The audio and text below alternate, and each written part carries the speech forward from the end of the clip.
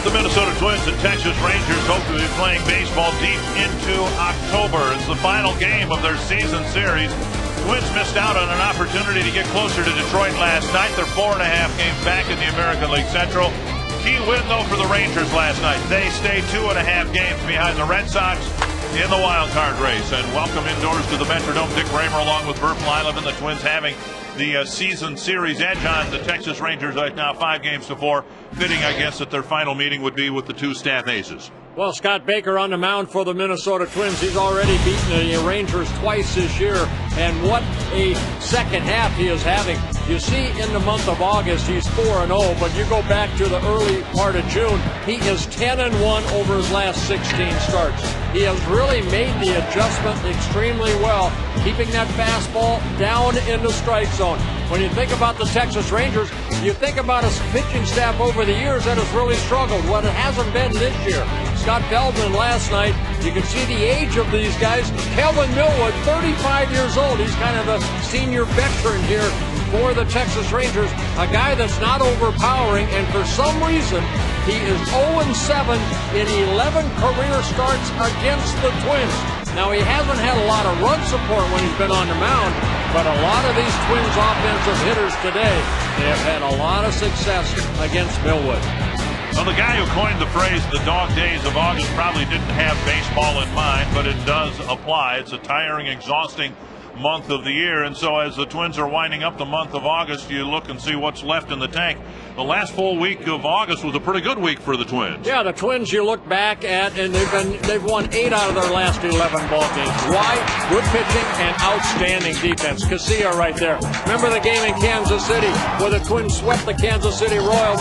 8-run inning. Michael Kadire, 2 home runs in that inning, and then you come here against the Baltimore Orioles, and they ended up winning 2 of 3 because of very good defensive plays. And Delman Young, the game-winning RBI right there, beating the Orioles 8-7. Here on Friday night, Joe Nathan, he struggled a little bit, got that call third strike, ended up winning that ball game.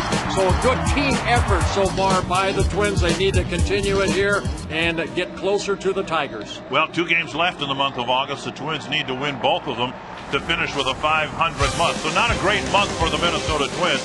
A great month of August, though, for their leadoff hitter. We'll learn more about Denard Span in a moment.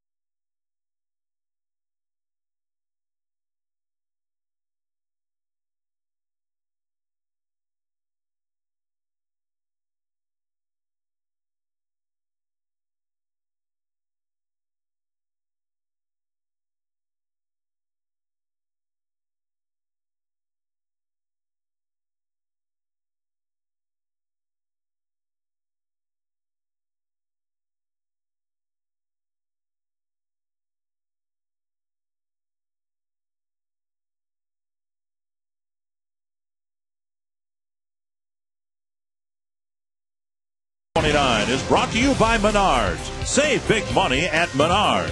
By Dairy Queen, featuring the Blizzard of the Month, Girl Scout Thin Mint Cookie. And by the Minnesota Lottery.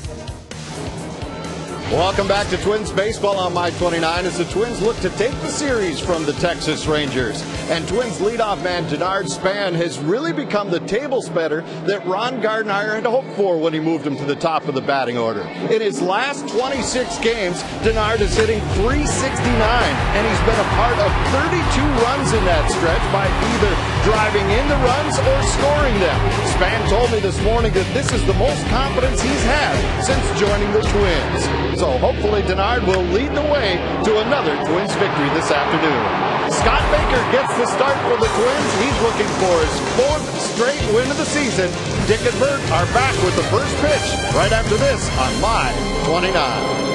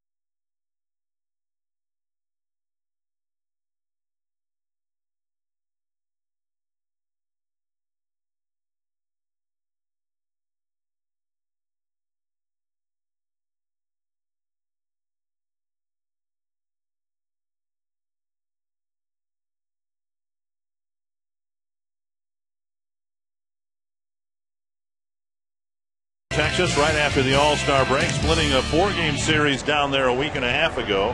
And now this series split at a game apiece. The Menards batting order for the Minnesota Twins. Or excuse me, for the Texas Rangers. Julio Bourbon will lead things off. Then Michael Young, Josh Hamilton, Marlon Byrd, Ian Kinsler has hit 3 home runs, including a game winner against the Twins. Hank Blaylock back in there for the Rangers. The Nelson Cruz, Ivan Rodriguez, and Elvis Andrus. Well, let's take a look at the scouting report. Brought to you by Schmeltz Countryside Saab. It's on Scott Baker, making his 26th start of the year, his 3rd against the Texas Rangers. He has been very consistent since early June over his last 16 starts. He is 10-1 with a 3.50 ERA. He's defeated the Rangers twice already this year, of course, both of them coming in Arlington. So Baker looking for his 13th win here this afternoon. DQ defense for the Twins. Jason Kubel getting the start in left. Denard Span in center. Michael Kadire in right. An infield of Harris, Punto, Casilla, and Morneau at first. Redmond behind the plate. Joe Mauer in the lineup as the designated hitter. That's why Jason Kubel's out there in left. Well, Scott Baker currently on a 6-game winning streak, his longest of his career over his last 9 starts, 6-0, and the Twins are 14-11 when he starts a ball game. Julio Bourbon, Michael Young, Josh Hamilton will line up to face him here in the first inning. It's been an important first inning in this series. The Twins got 3 runs in the first on Friday and held on to win. Rangers got a couple of runs in the first last night and held on to win. And a first pitch strike to Bourbon.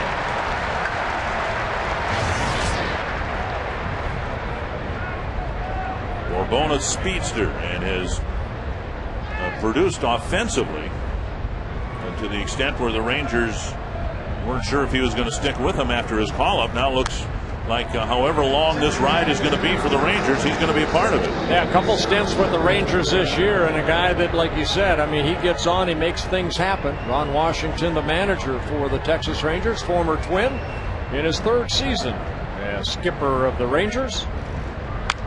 Little pop-up, and Morneau steps over the line and foul ground to make the catch, 1 away.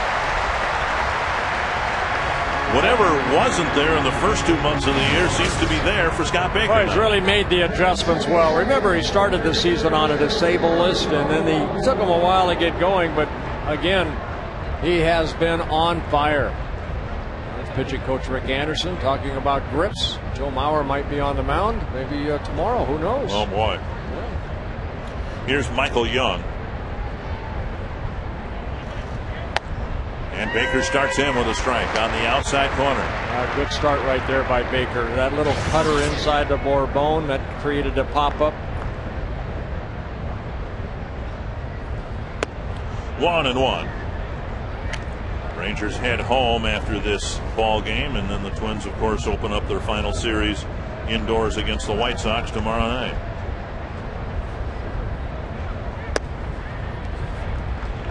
Two and one. Young currently on a 16-game hitting streak. His longest in his career, a 25-game hitting streak, came in September of 2005.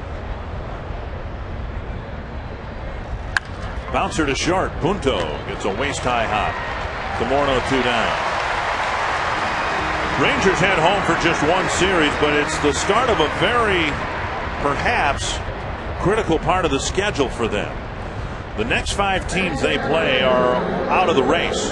They've got 3 with Toronto, 3 with Baltimore, 3 with Cleveland, 3 with Seattle, and 3 with Oakland. So for the next 15 games, Ron Washington's team is in great position to close the gap, either in the division against the Angels or in the wild card against the Red Sox.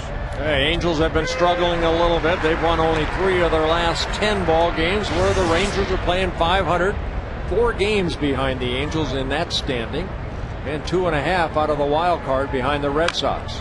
Fouled off the front leg of Hamilton, and it's quickly 0-2.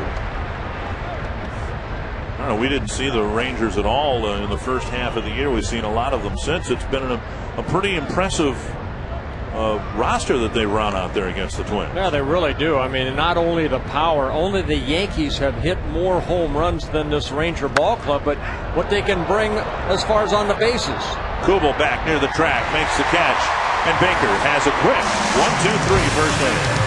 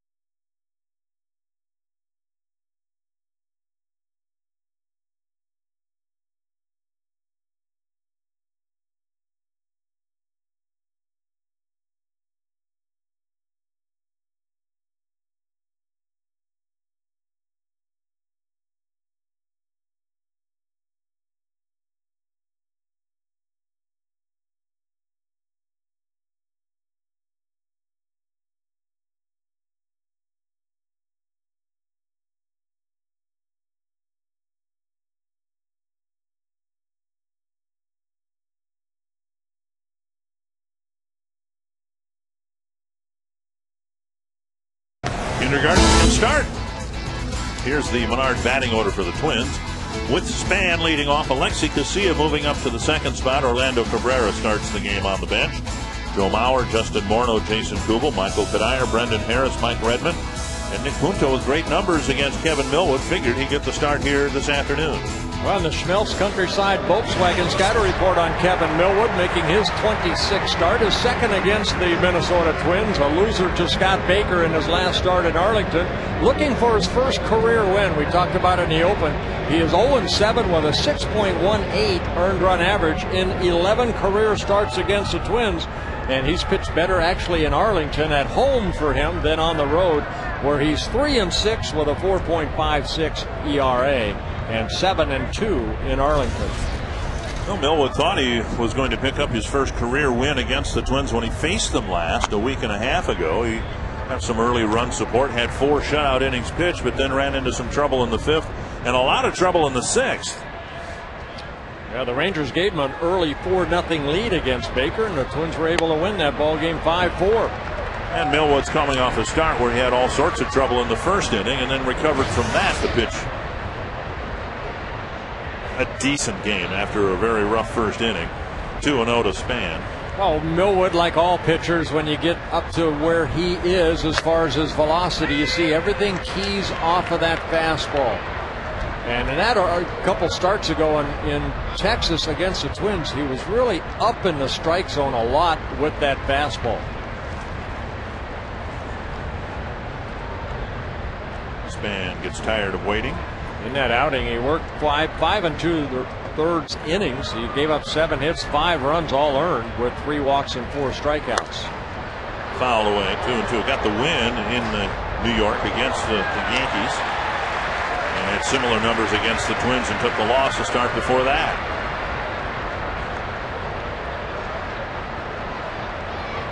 Two and two. Span trying to get aboard and see if the Twins can get that all-important first run here tonight or today against Millwood. Up the middle. Nice pickup by Andrus, but then he fumbles the ball. It'll be a base hit for Span with the shortstop Andrus showing good range, but then he couldn't get a grip on the baseball. Yeah, Span hitting it right back up the middle. Andrus right here sets to throw, just couldn't get a good grip on that baseball like you mentioned right there. So Span gets an infield base hit, that little short hop, and then in the exchange, unable to get that ball over to first. We'll see how anxious the Twins are to do some running here. Span last night got aboard and took off on the first pitch and stole second. And Span leading the Twins in stolen bases with 20. Millwood with a little bit of a slide step there, and he takes ball 1. Of course, a very good catcher behind the plate in Ivan Rodriguez.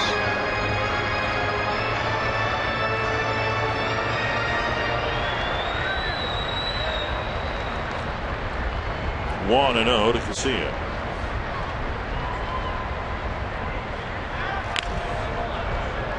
Span chased back to the bag.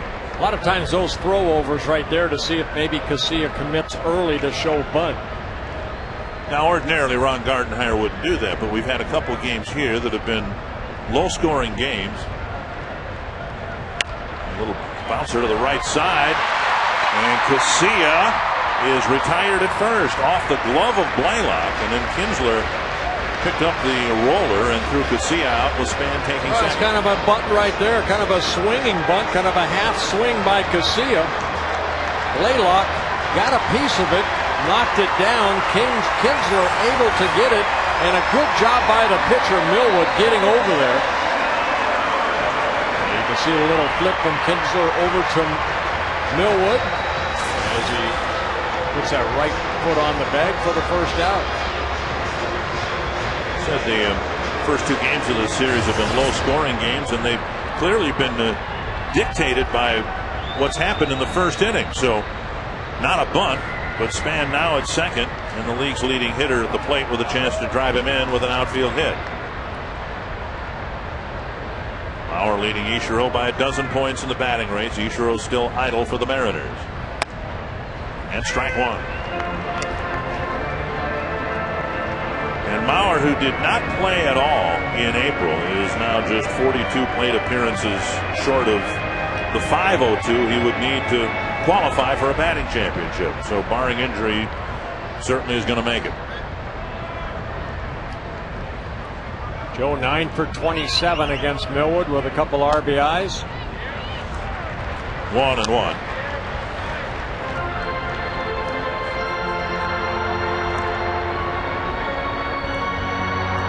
He made a start years ago for the Braves against the Twins, the Indians, the Rangers. He's not found a way yet to beat the Minnesota Twins. Fouled back by Maurer, 1-2. A lot of key players for the Twins, a lot of success against Kevin Millwood. You see the high batting averages. Justin Morneau 6 for 16, but he has 3 home runs and 10 RBIs against Millwood. And Millwood, as you mentioned, both leagues, there's only 3 teams he has not beaten yet of all the 30 teams, and the Atlanta Braves, the Minnesota Twins, and the Texas Rangers. Fly to left. And corkscrewing his way near the warning track is Cruz. Span holds up at second. So Cruz with the catch. Kind of an indirect route to get there. 2 away. DQ defense for the Rangers. Nelson Cruz is in left field. Marlon Byrd is in center. Josh Hamilton in right. Young, Andrus, Kinsler, and Blaylock around the infield. And the future Hall of Famer Ivan Rodriguez behind the plate. A lot easier to play the outfield with a night game rather than a day game because of that sun being outside, the Teflon baggie a little bit on the lighter side. And that's what Cruz had to look up at to try to keep that ball in his sights. Here's Morneau. Average down now to 290. Been a tough go for Justin since missing some time with his dizziness. Remember, a week ago he was not with the ball club. That kicks away from Rodriguez, and Span will advance.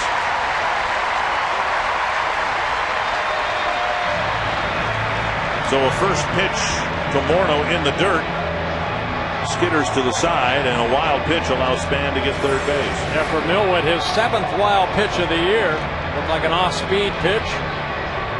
Deflects off of the chest protector of Rodriguez.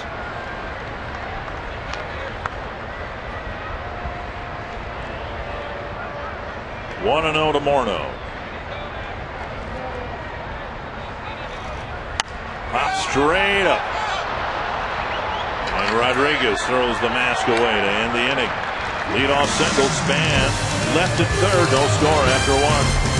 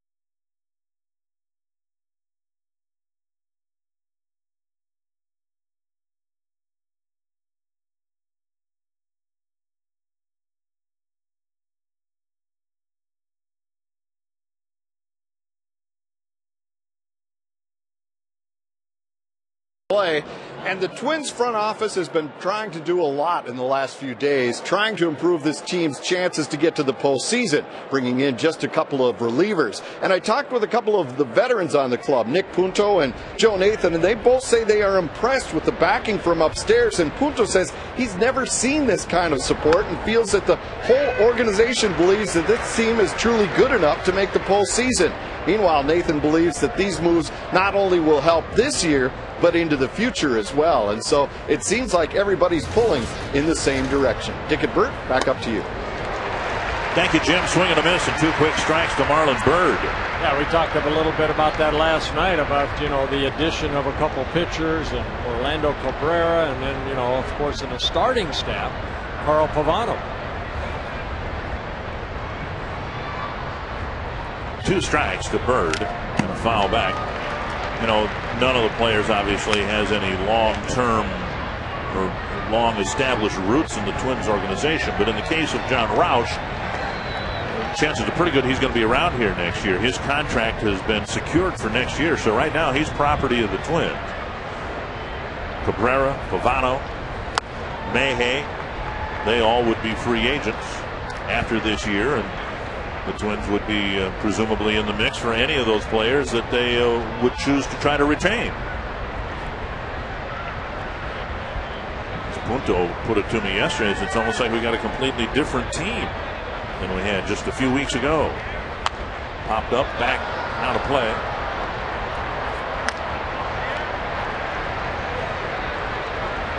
Byrd, Kinsler, and Blaylock. Chase Baker here in the second.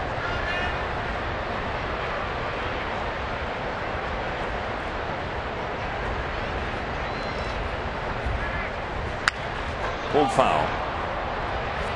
Yeah, change up right there. Baker, opponents hitting 251 off of him. Actually, right-handers have had more success than left-handed hitters. He's given up 22 home runs, 18 to right-handed hitters, and only 4 to lefties. Right-handers hitting 271, left-handers hitting 224 off of Scott Baker. Put a long way foul down the right field line. Of course, after this series, the Twins host the White Sox. And the White Sox got some disturbing news regarding Jake Peavy yesterday. He had an aborted start, minor league rehab start, more discomfort in the elbow. He's going to come to Minnesota with the White Sox tonight and have x-rays taken on his elbow tomorrow.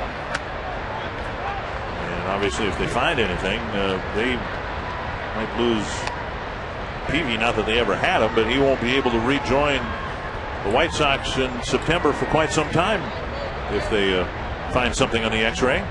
Ozzie Guillen didn't anticipate Peavy participating this year anyway, so. Another one pulled foul. That just means Jose Contreras can pitch again. Well, today the White Sox sent Freddie Garcia out against the Yankees at Yankee Stadium. The Twins are going to face the top 3 starters for the White Sox in the upcoming series: Floyd, Danks, and Burley. Long battle here to open up the second inning. Baker and Byrd. A bouncer backhanded by Punto. Quick throw to Morneau, 1 away.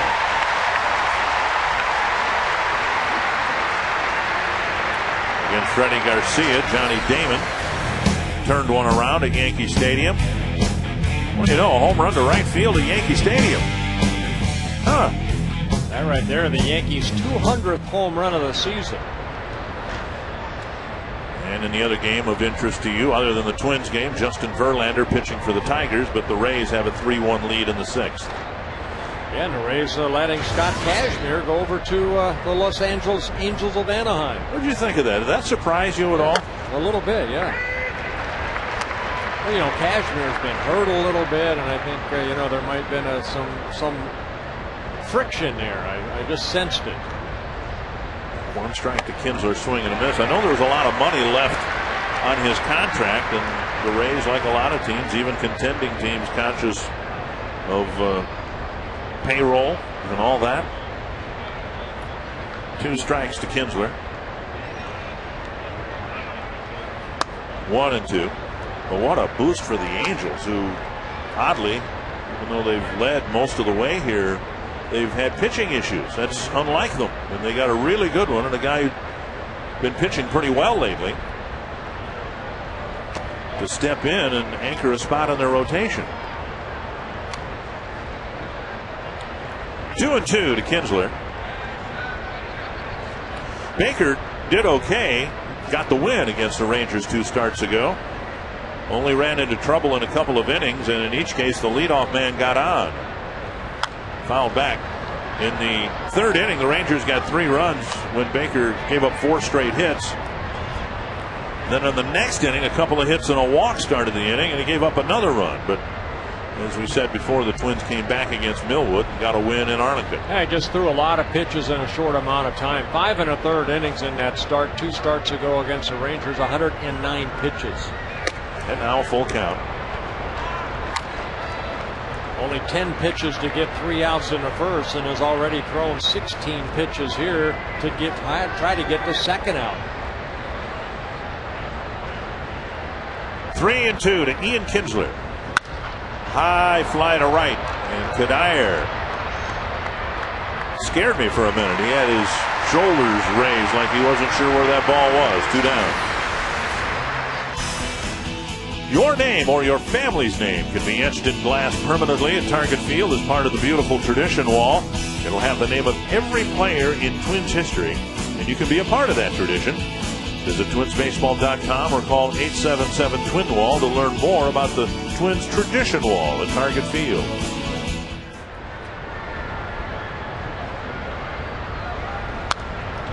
Fouled back to the screen by Blaylock.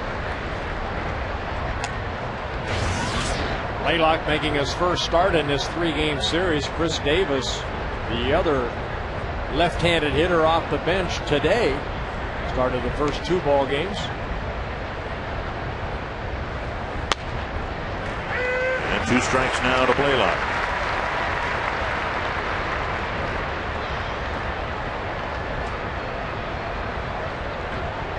Has not enjoyed much success here at the Metrodome, and he waves at strike 3. So another 1-2-3 inning for Scott Baker, and we're scoreless here at the Dome.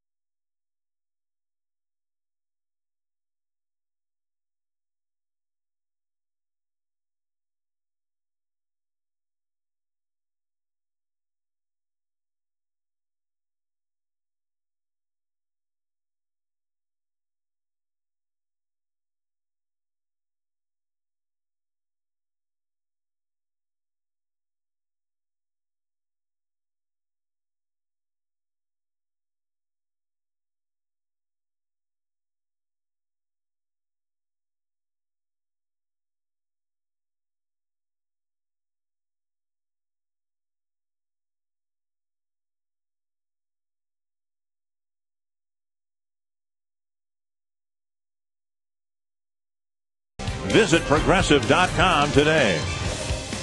And by Comcast. Call 1-800-COMCAST to find out how to save big with the Comcast Triple Play. Twins had a threat in the first, couldn't convert. Now they'll try to reestablish a threat in the second against Kevin Millwood. Jason Kubel will lead things off, and his average is gone a couple of ticks below the 300 mark.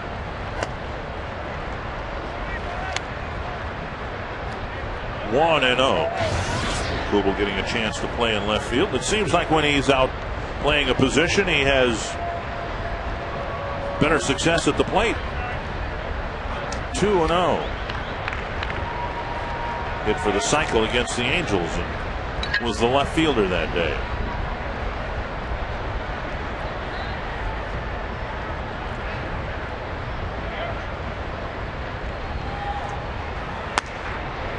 Pitch and a swing and a miss. Good fastball right there by Millwood, outer half of the plate. Millwood making his 26th start this season, his 270th major league start.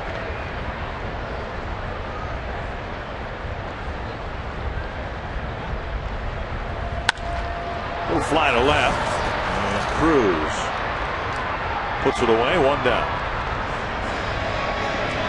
We'll bring up Kadire. Millwood has won 152 ball games at the major league level. He's lost 119. First came up with the Braves back in 1997.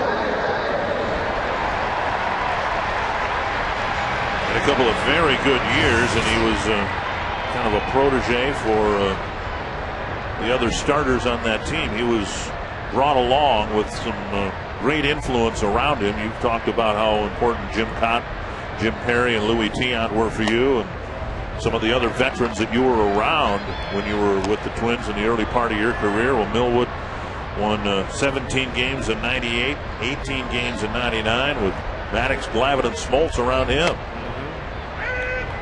1-1.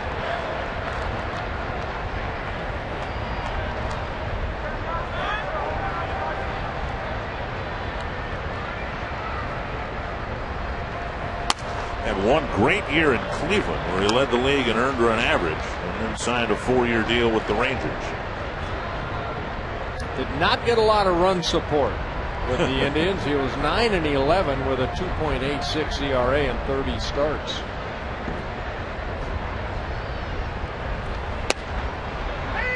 And a strike, 2-2. We talked about Feldman in last night's ball game, how he stays on top of that baseball, straight over the top. Millwood almost the same way. Does a good job of getting to that balance point, and then just tries to keep that arm over the top of that ear, that right ear. He has a 4-seam fastball. That's pretty much a straight fastball. Then the sinking fastball, a 2-seamer, a hard slider, big curveball, and a changeup. 3-2 to Kadire. And ball 4, he walked him.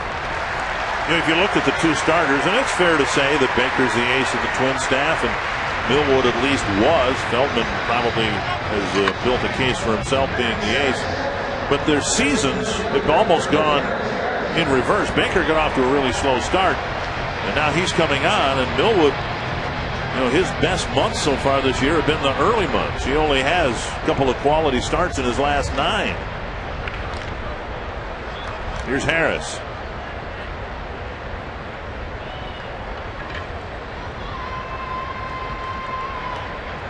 Harris getting a chance to play at third base. The Twins are hopeful that Joe Creedy will be able to help them in September. Creedy is expected to get another epidural tomorrow, in the hopes that at the end of the 15-day period he'll be ready to rejoin the roster.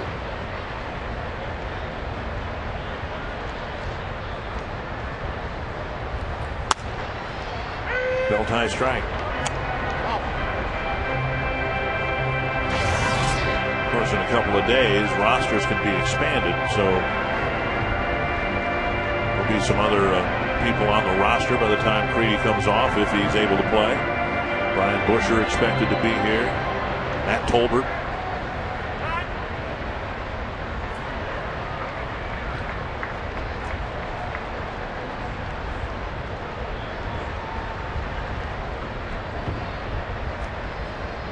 One strike to Brendan Harris. And a throw to first. Kadire back. That man loves to do that. You get a little bit too far off the bag, he'll throw behind you. See Kadire trying to get off the bag and get a good lead in case the ball is hit into the ground somewhere. Maybe break up a double play.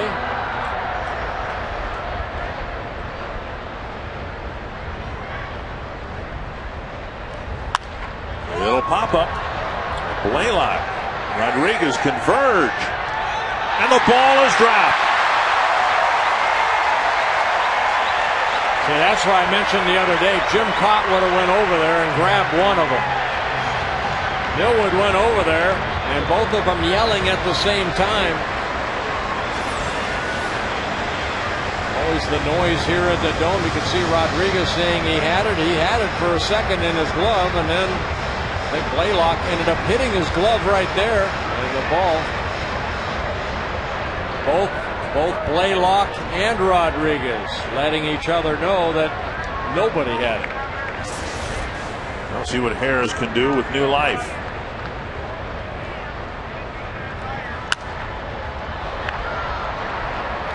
Now, in deference to Rodriguez, a Gold Glove winner, Blaylock's still learning the position over there at first base. He's a converted third baseman, but he's got similar responsibilities if he's over at third base, right? It would seem to me that would be an easier catch for the first baseman than the catcher. Yeah, I mean, that's who you'd like to catch it, but when both are yelling at the same time, it just sometimes that happens. Bouncer to short. Harris beats the relay, so there'll be a runner at first with 2 out. I say, even though they have not posted an error, to me that should be an error, even though there's an out recorded off the fielder's choice off the bat of Harris. Then who do you give the error to? You give it to Rodriguez because the ball hit his glove and dropped out. Well, here's Mike Redmond with a runner at first and 2 down.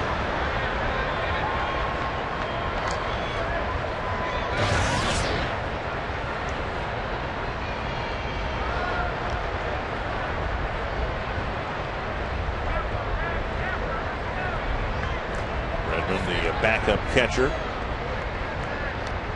The only time he hasn't been the backup catcher was when he was the primary catcher in April. And now some help on the roster with Jose Morales also available. Trimming the catcher's mitt a little bit. And first pitch fastball, strike 1.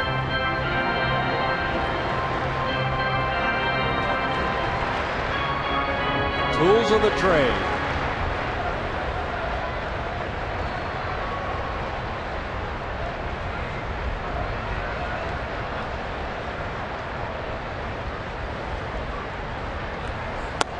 How particular were you about your glove?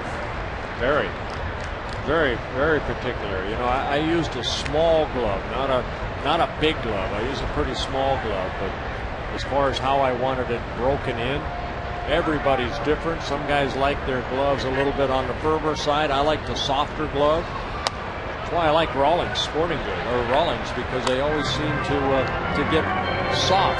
Sometimes I'd get a hard glove from Rawlings. I'd throw it in the whirlpool, let it hang out for 3 or 4 days, and then just beat it with a ball or a weighted ball. The Rawlings glove has his name on it and everything. Can't lose it. 2-1. We had to write our name on it.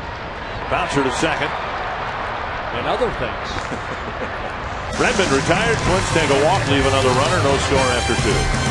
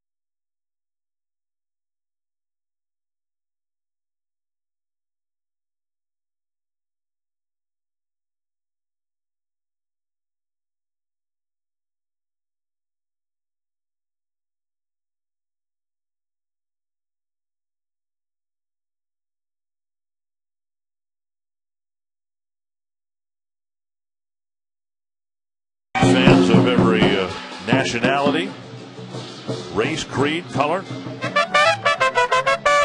And the Twins honoring their diversity today before the game and a pregame ceremony.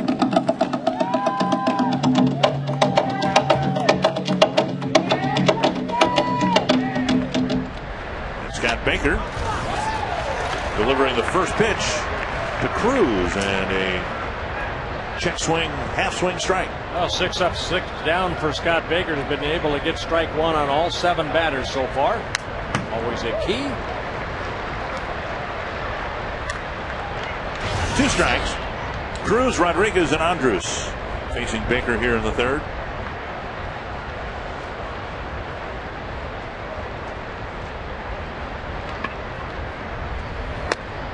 And a called 3rd strike.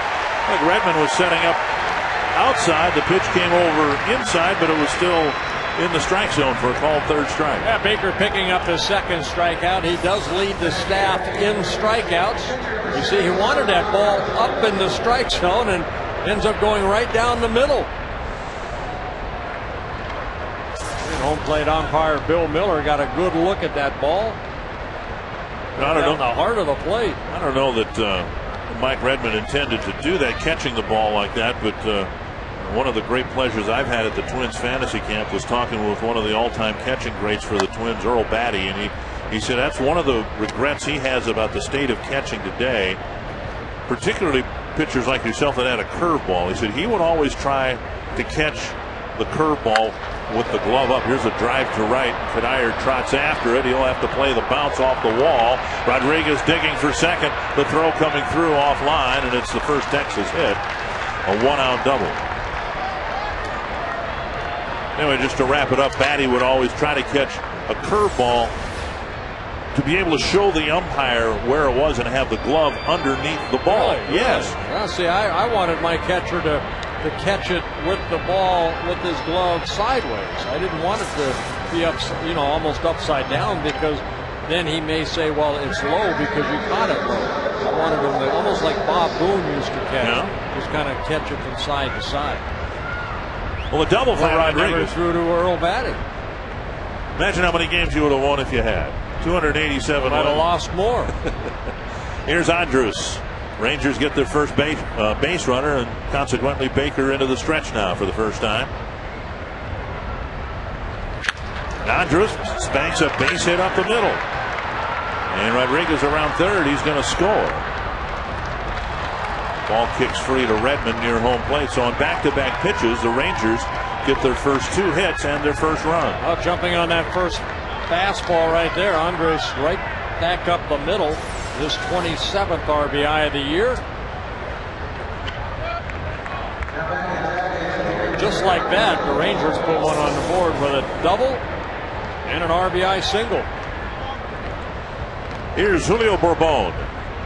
Fouled out his first time up to Justin Morneau. The other night here, Andrus was thrown out for just the 3rd time this year. And that was with Joe Mauer behind the plate. Now Redmond behind the plate, and the Twins need to be very cautious here. And a look over gets Andrus shuffling back toward first. Yeah, 123 stolen bases for the Rangers. Only the Rays and the Angels have stolen more bases in the American League.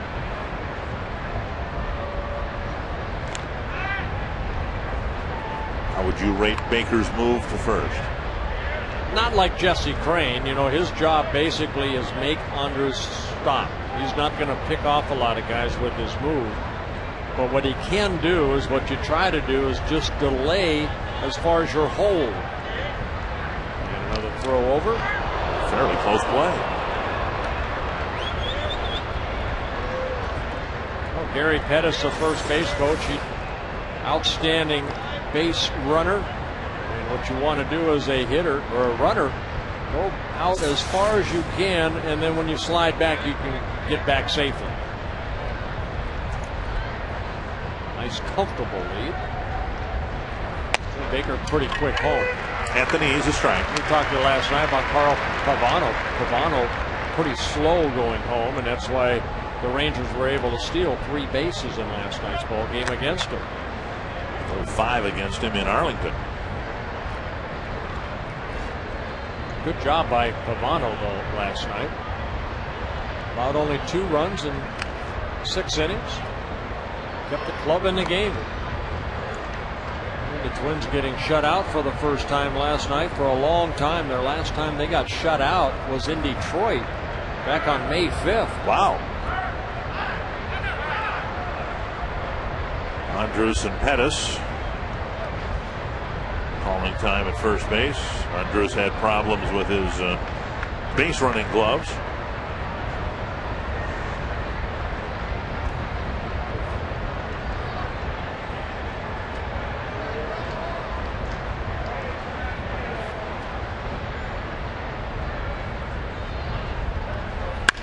Bouncer to second. Might be the 2 fastest guys on the Rangers.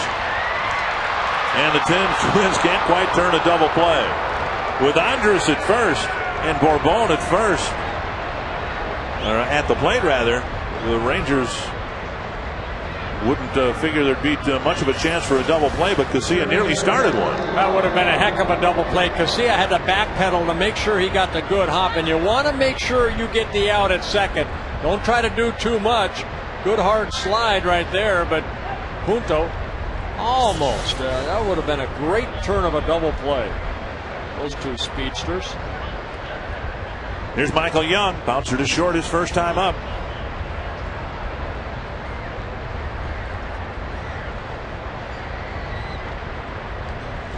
An important inning for Baker. He's given up 1, but one of the problems he's had this year, and even in his start against the Rangers, things tend to snowball. And there tend to be multiple at-bats between outs. So the Rangers on back-to-back pitches get a couple of hits and a run. Now Baker's job, make sure they get just 1 this inning. And here's a drive to center, a single. That Span either got to it quickly or it got to him quickly. Anyway, Bourbon left at second base. Well, you see that he's done a good job of trying to get strike 1. Now he needs to work outside the plate a little bit. This is the adjustments that Baker needs to make, because the Texas Ranger hitters are waiting maybe on that first pitch. They're up there swinging. Young right there keeping his hitting streak alive now at 17. It's the longest hitting streak at the major league level right now. And so here's Hamilton, a dangerous hitter with 2 on and 2 out. Hit a fly ball to left his first time up. Yeah, what you were talking about, that's just damage control. Try to keep it at a minimum. But we've seen that from so many of the Twin starters this year. Blackburn's been victimized by it. Liriano when he's been active. Baker certainly.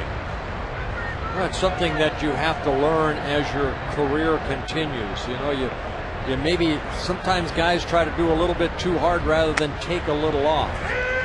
You know, and that's one thing Baker, I think I've seen him make the adjustment of add and subtract. He's been doing a better job than that. You know, I mean, I think at the beginning of the year everything was fastballs up, and he got hurt by a lot of long balls.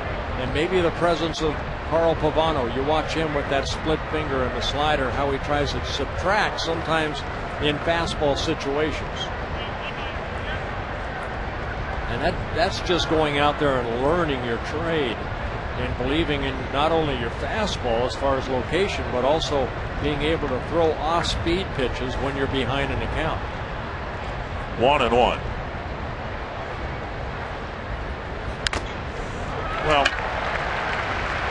swinging a foul, 1-2. It would seem to me, and I think for a lot of the fans, that it would be easier to subtract in a situation like that. If you're Baker, you throw 92, 93, and that's your fastball. If you try to add to it, it's still going to be 92, 93, right? Yeah, I mean, in terms of velocity. What you're doing is you're trying too hard, and that kind of flattens out the ball to where when you subtract, what you're doing is just kind of relaxing a little bit, because to throw a good changeup, you have to relax. You can't try it too hard. 1-2 to Hamilton. Fastball away. That fastball at 93 clocked here at the Dome.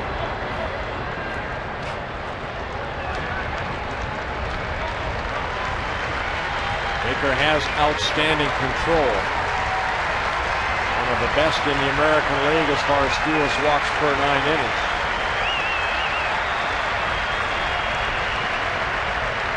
Outfield playing pretty even up for Hamilton. 2-2 from Baker. And now 3-2 with Marlon Byrd on deck. He's had to work from the outset. Remember how long the Cruz at bat was. Rodriguez double. Andrus on the first pitch got a single. This is a situation right here. Maybe you think about the breaking ball rather than Hamilton probably sitting on the fastball. He's looking to drive it somewhere. You either throw that circle change or you throw the breaking ball. The second. Michael Cuddyer late in the game last night against Feliz. On a 3-2 count, was looking for the fastball, and Feliz threw him the slowest breaking ball he had thrown him through the hole at bat and got him to swing and miss. Seems hard to believe. A lot of walks with the bases loaded, or with the full count. Well, sometimes maybe trying to do a little bit too much. Like and that. Chases. Yep. And throws the bat away. Rangers get one but leave two.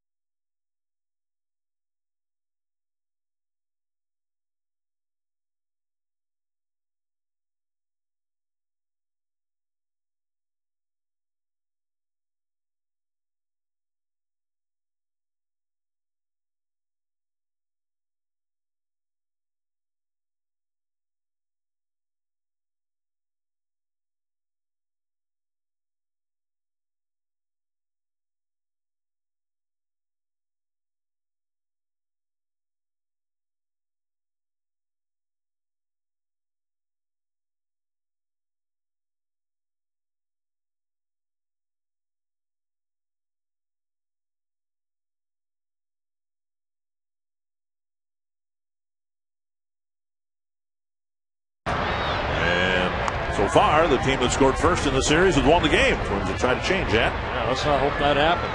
Punto, Span, and Casilla facing Kevin Millwood. In the bottom of the seventh inning with Tampa Bay leading Detroit 3-1. And the Yankees are leading the White Sox 3-2 in the seventh inning at Yankee Stadium. We don't want to have a second day go by where the teams surrounding them each lose, and then they follow up and lose. One strike to Punto. Became a papa again since he last played for the Twins. 1-1. Natalie had a baby girl.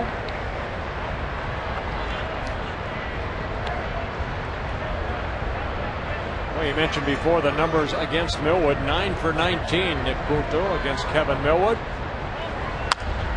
Fair ball into the corner. At least 2 for Punto. It's a big turn. He'll hold up there with Punto starting the third with a leadoff double. You know, baseball's funny. You know, you have certain hitters that just go up. They just feel like good things are going to happen. And Punto, good numbers against Millwood. I'm sure went up there. I see the ball good. And right here, waiting back nicely and then lining that ball down the third baseline. Right into that left field corner to win the Twins bullpen. And of course, Punto with his speed. It's an easy double for Punto, his 9th of the year. And now the corner infielder's up for Span. A bit of a Check of the learning curve here for Denard Span, who's been in this situation a few times in recent weeks. And he takes down and in ball one. In at least one instance, I guess two instances, he has not done his job and hit the ball to the left side instead of the right side. Well, Span showing bunt right there. He does lead the club in sacrifices with 8.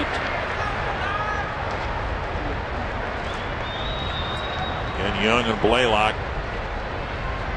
even with their bases on the corners. Want that ball toward third base. You kind of jabbed at that right there. You want Young to come in and feel the ball.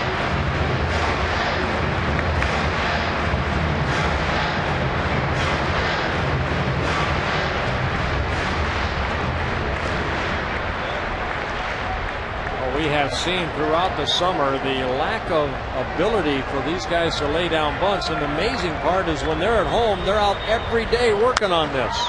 And he swings away and flips it to left, and Punto has to dive back to second. So Span again does not get the runner to third after a leadoff double. He threatened to bunt, then jabbed at it, then swung away on a pitch tailing away from him. Yeah, you see right there, he's very uncomfortable, and he knows exactly what he did wrong.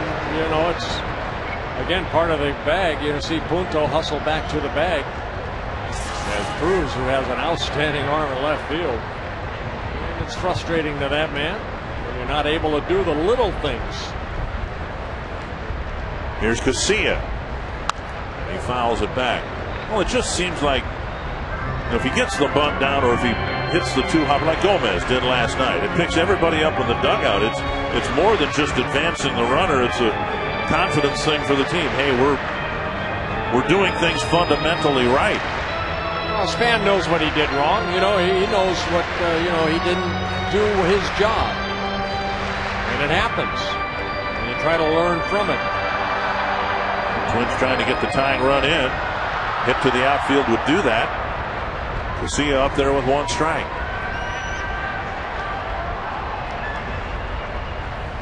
Swing and a miss.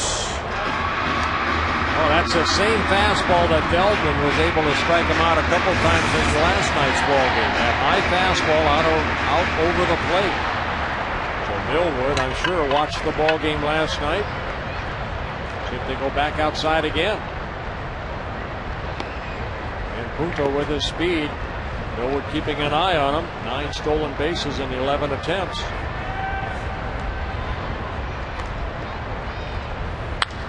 To center, hanging up for Bird. Punto tries to advance, and he'll reach. So, if it was a fly ball deep enough to send Punto from second to third, it would have been deep enough to score him from third. 2 down. Yeah, again, Gardy talks about that all the time. It's the little things that create sometimes bigger innings. Span, again, he knows exactly what he did wrong. Nobody has to tell him. And it's something that hopefully it won't happen again. Well, now Mauer with a runner at third and 2 out. Twins had this situation in the first. It was Span who got there. And then watched Morneau pop up to the catcher. Remember last night's ball game, Mike Maddox went out to talk to Feldman, and in that at bat, the next 2 pitches were hard in on Joe Mauer, and he ended up grounding out the third base. See if Rodriguez, how they're going to pitch Joe Mauer right here. Just going to try to work him hard in.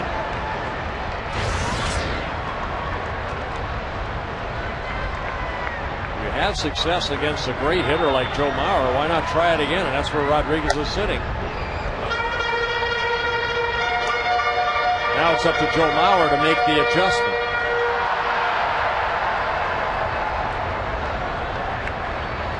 That's the cat and mouse game of this game of baseball.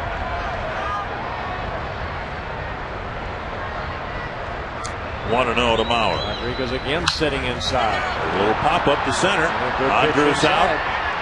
Bird calling for it, and the Twins waste a leadoff double and still trail 1-0.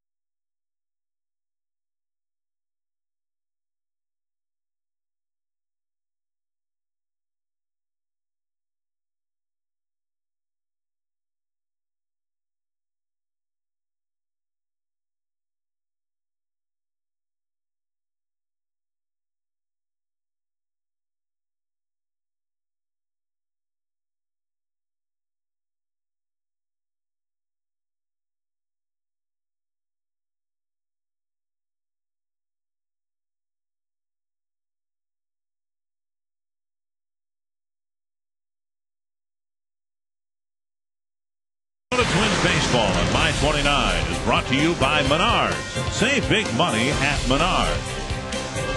And by free Wednesdays at Arby's. Game reset. Ivan Rodriguez with another double. That with one out in the third, and on the next pitch, Andrus brought him in with a single, and the Rangers have a 1-0 lead. Pitches up high to Marlon Byrd. Byrd, Kinsler, and Blaylock to face Baker in the fourth.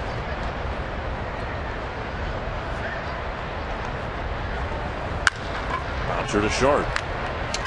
Punto over to Morneau, 1-0. Should be fun this weekend. The Twins continue the homestand tomorrow night against the White Sox, and it's a Market Monday presented by WCCO AM.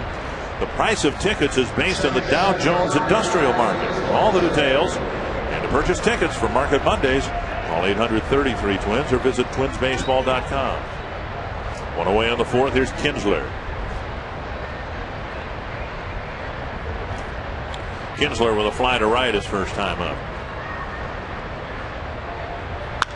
High, towering pop-up to short left. Kubel started back, now comes in. And a couple of quick outs here in the fourth. Yeah, 3 pitches, 2 outs. Baker needs an inning like this. You can ask us a question online at carsoup.com/baseball. Jeff Klein from Egan wondering whether the Yankees are the favorites to win it all this year. Well, the way they're playing, you'd almost have to guess that they would be. 81 wins for the Yankees. That's the most in baseball. Playing very good baseball. Boston 6 games behind the Yankees, but they are leading the wild card. The Yankees have some pitching issues with now Tim Wakefield, who was put into the rotation. Now he's got some back problems. They're not sure if he's going to be able to be counted on in September. And the Red Sox already releasing Brad Penny. There's a strikeout of Blaylock quickly. It's the second time Baker's gotten him on 3 pitches.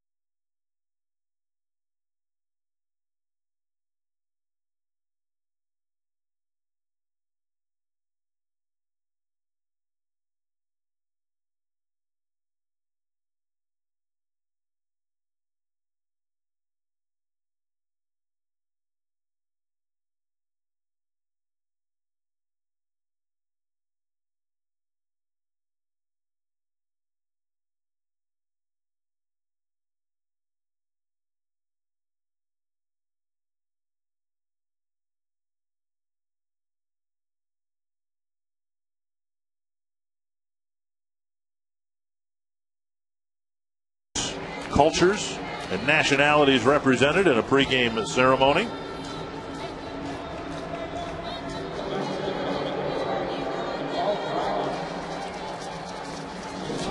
And a big celebration here at the Dome in advance of the final game of the series with the Rangers.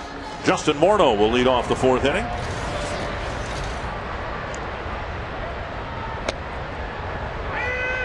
What the Twins need, and they haven't had it now for week or two, they need for Mauer and Morneau to start carrying the ball club, either individually or in tandem.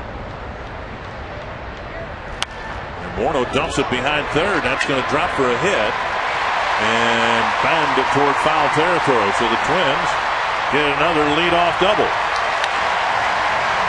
What the Twins have said of Morneau, that particularly over the last week or so during the homestand, he hasn't been using the whole field. Well, there you go. He put a little pop fly double down the left field line. Well, it looked like a changeup right here, right off the end of the bat. And Jerry White, good job right there. He got as close as he could to Justin Morneau at first base and kind of clapping his hands. Let's go. Keep going to second base. A lot of times as a base runner, of course, you're hustling down that line.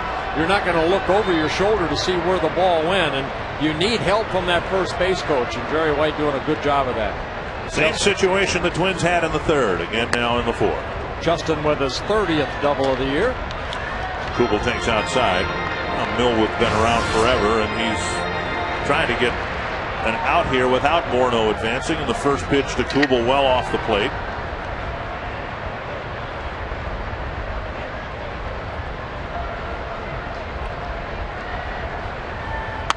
We talk so much about what the hitter wants to do.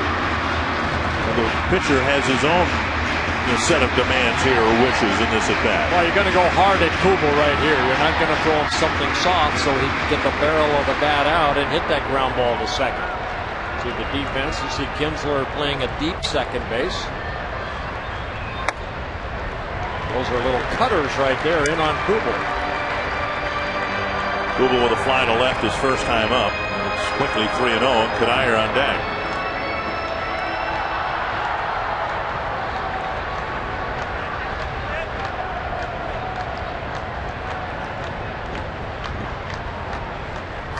To Kubel. And Kubel went down to unbuckle the shin guard and take strike one. Another hard cutter right there. I think we've seen Bill Miller. He does like that high strike, the belt high strike being called. The home plate umpire. Nothing wrong with that. Since the strike zone's supposed to be from the letters down. On the left field line, no play. But Millwood got who's at the bail down there? Morales. Excuse me, Maharis. Now, they don't have a lot of protection down there. That little piece of plywood. And Maharis thinking that ball is going to land on top of him. There's the protection that they have.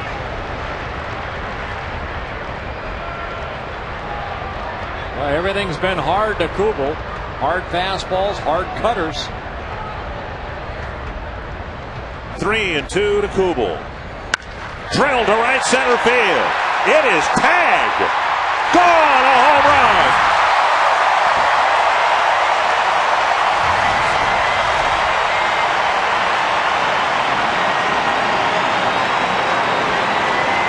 Well, they tried to come inside, but Millwood left the ball out over the plate. And Kubel hitting his 21st home run of the year puts the Twins up 2-1. Here Rodriguez sitting inside, but the ball came back over the plate. And Kubel, this is a line drive home run just over the short fence in center field.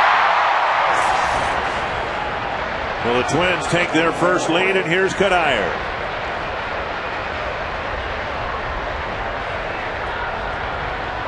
Down the middle of strike. They measure it at 386 feet, which is one of the shortest home runs you'll ever have measured to that part of the ballpark. Yeah, but you could have hung your clothes on that line drive. Strike two. Just barely over the wall, and if that ball had been hit 5 feet to the right, it would have hit the extended wall. As it is, a 2-run home run for Kubel.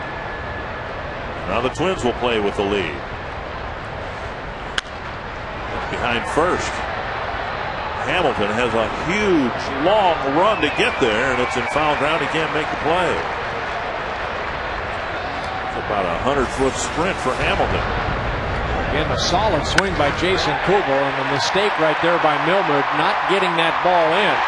Fell behind 3-0, came back with a couple strikes, and then they tried to go inside, and that two-seamer came back over the plate. Millwood giving up his 21st home run of the year as Kubel hit his 21st.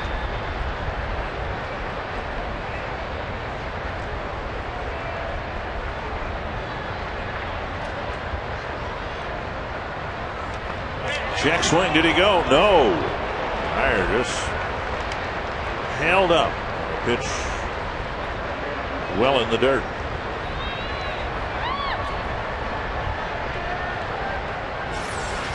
Oh, that big slow curveball, and Kadire very close, able to hold up. Rodriguez asking for help. Darryl Cousins at Crew Chief saying he did not go. They've gotten Kadire out with breaking pitches, and we talked about Feliz last night. Just kept spinning those low 70, at times even sidearm breaking pitches, and getting Kadire to wave at them. We've seen Kadire. He's a good low ball hitter, so that looks pretty good to him. So they're working underneath that zone. Now sometimes he'll go with that fastball up. Did he check again? Yes, he did.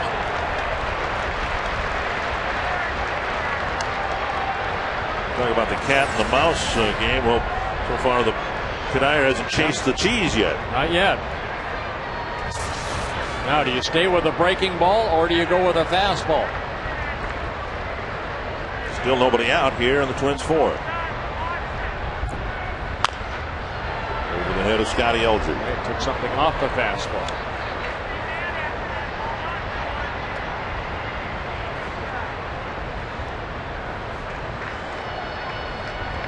A week ago today, Kadire hit 2 home runs in 1 inning. So good numbers against Millwood, and drew a walk against him in the second. Takes a fastball on the outside corner, 1 away. Yeah, Kadire definitely looking something else right there. He got fooled. And Millwood picking up his first strikeout of the ball game. Straight over the top fastball. That's a pitcher's pitch. Take a look at the height right here. Knee high on the black. Now Harris, who bounced into a fielder's choice. Since we batted around Cincy at bat, the first one he had. I will tell you too that to me there should be an error on the foul pop that was dropped. It's a tough error for Rodriguez to get, but he did have the ball in his glove. Blaylock bumping the catching arm right before the ball got there. Yeah, even though it does not affect the game, I mean, Harris ended up grounding out in that fielder's choice, but you know what, that should have been an error. If it happens in the outfield, it's a no-brainer, right? It's got to be an error. Well, why would it be any different in foul territory? Exactly. 2 strikes to Harris.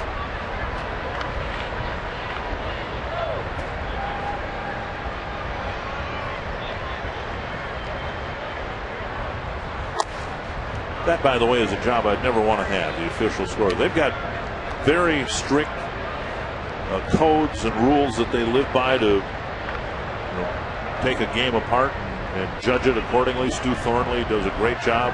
Greg Wong does it about half the time here at the Dome. Yeah, it used to be Tom Meade. Yep. Curveball dribbled to third. Young has it. Over to Blaylock. 2 down. Yeah, I'd like that job. Really? Yeah. Everything would go for the pitchers, of course. There'd be a lot of errors out there. Wouldn't be any earned runs at all, would there? None whatsoever. See, when I was a kid, I just wanted to be in the grounds crew. Well, you still can be. I know, next year. Some game next year when we're not televising, I want to be in the grounds crew and I'm going to be praying for rain. I want to help roll out the tarp.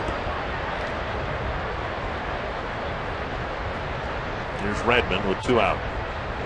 Hit a ground ball to second his first time up. Well, you set such high goals. Well, when I was a kid, I thought that'd be the greatest job in the world. You get paid to go to a baseball game. But now look where I'm at now. I'm getting paid to go to a ball game. It's a pretty good deal.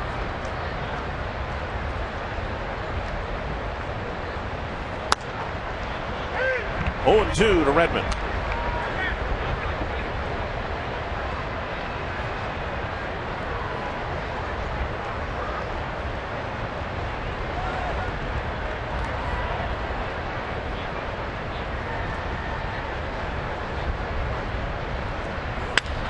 And Redmond laces one to center field. That might run the gap.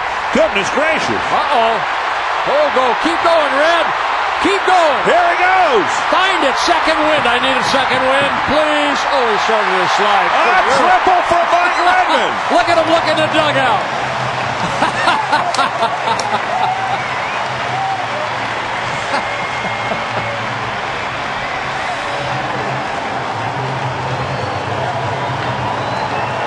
You want to look it up first? That is a first triple for Mike Redmond since 2003, when he was a member of the Florida Marlins.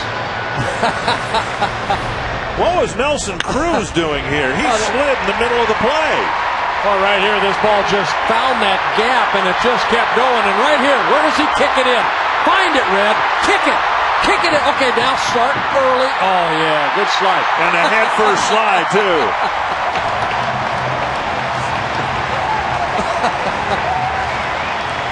I love guys like Mike Redmond on your team because of his emotion and his love of the game. Here's Punto, doubled his first time up. Swing and a miss. Well, how do you follow that as a hitter? You drive him in so everybody can give him a high five. Fans are still buzzing about Redmond's triple. Third triple of his career. Swing and a miss twice now for Punto. I couldn't figure out what Cruz was doing here. He's just trying to catch up to that nice ball that just kept going away from him. Well, why would you slide? Why not? Work on your sliding while you're trying to chase that ball. It's a nice slide. Punto gets a piece. Tigers have just gotten 3 runs in the bottom of the 8th. They've taken a lead on the Rays 4-3. Grant Balfour giving it up for the Rays, which of course impacts the Rangers almost as much as it does the Twins.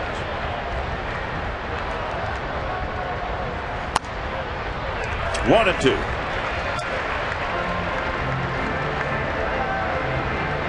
Placido Polanco with a 3-run homer for the Tigers.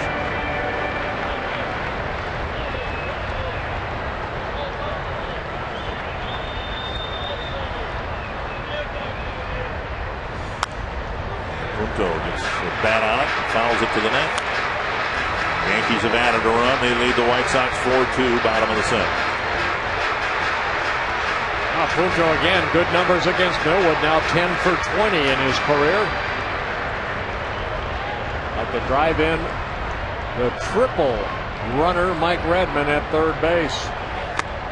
Just inside, and it's 2-2.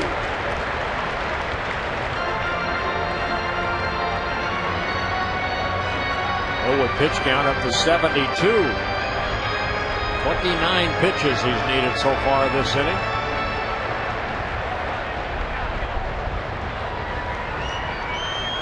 Two and two to the number 9 hitter.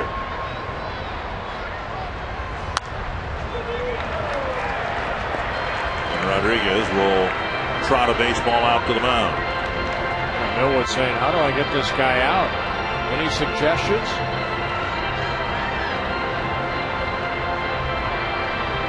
Rangers had a 1-0 lead. The inning started with a bloop double, a line drive home run. If possible, the highlight of the inning has been Mike Redmond's triple.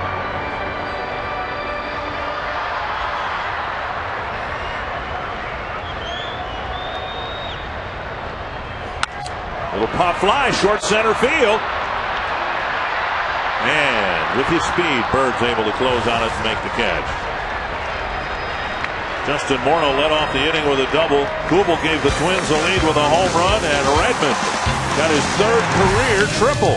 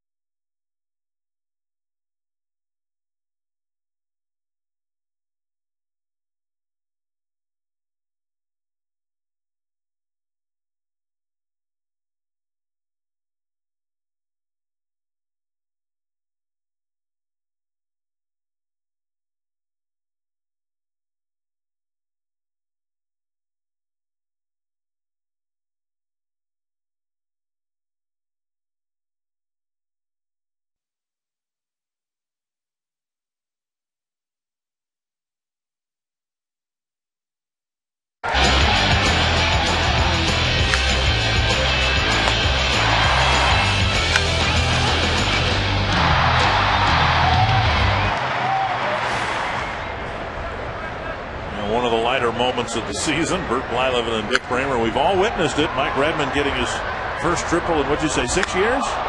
2003, only his third career triple. So congratulations to Mike Redmond. He knows what his job is right there. He's getting some, between innings. Everybody congratulating him.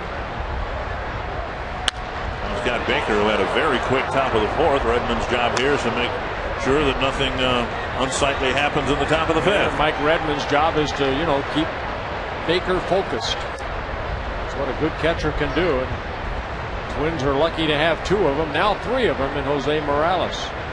2 strikes to Cruz starting the fifth. 1-2.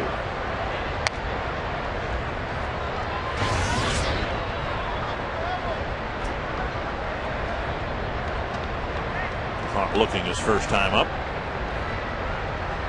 Swinging the second time up. 1 away. And Baker picking up his fifth strikeout. Arby's trivia: which Twins pitcher holds his single season record for wins in the month of August? Baker with 4 wins in the month of August. I'm going to go with a recent left-hander. Mr. Santana? Not sure which one. I know Liriano back in 2006 got on a pretty good roll in July into August. But yeah, I guess if you want Santana, I'll take Liriano.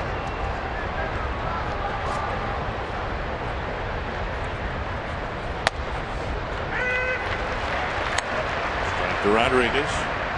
Jim Bluegill Hughes, only 6-0 in the month of May. Way back in the mid-70s. That's a lot of wins in 1 month.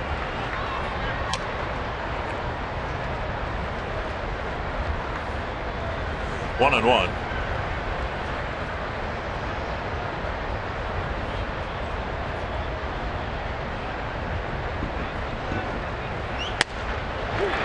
Good fastball right there to Rodriguez.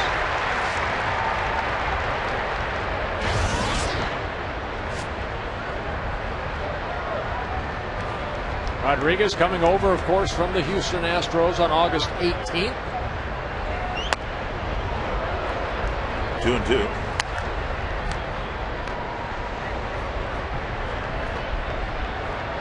The Astros, like just about everybody else in the division, falling back in what looked to be a really good race about the All-Star break.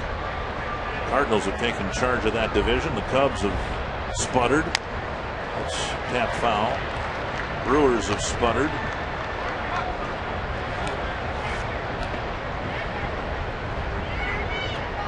It really isn't a great race division-wide in baseball right now. The closest race is in the American League West, where the Rangers are just 4 games back.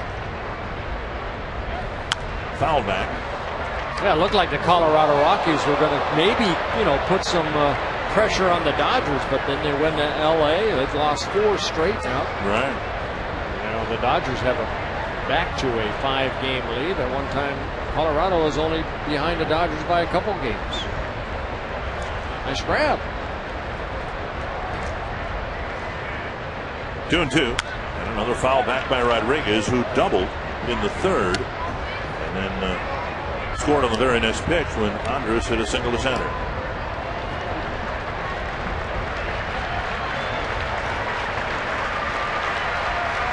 So with the division races a little wide open right now, the importance of the wild card, as we said last night, I think that 5 of the 7 games have a direct impact. Ground ball to second, backhanded by Casilla. 2 down. 5 of the 7 games are important for either division races or wild card races. So the wild card has had its intended effect, which is to elevate the interest of baseball from August into September. Yeah, it's good for teams like the Giants, Colorado, teams that find themselves kind of behind that 8 ball, and not being able to catch the Dodgers. Dodgers kind of went through that little stretch. Now they're starting to play better baseball again. Angels are kind of going through that. That's why Texas has a chance to not only win a division but stay in that wild card race.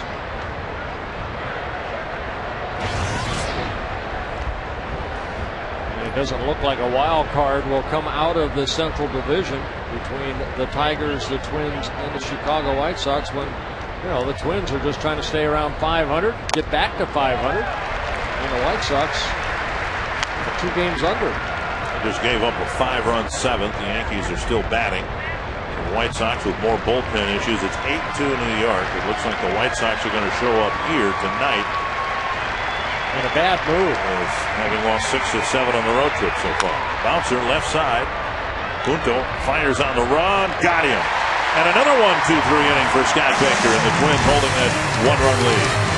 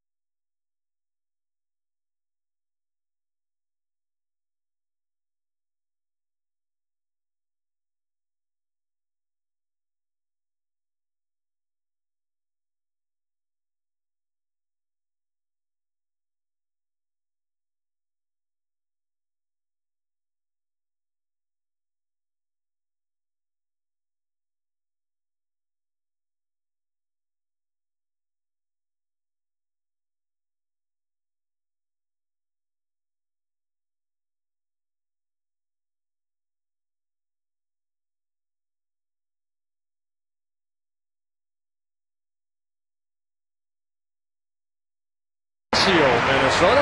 Happy 96 to you.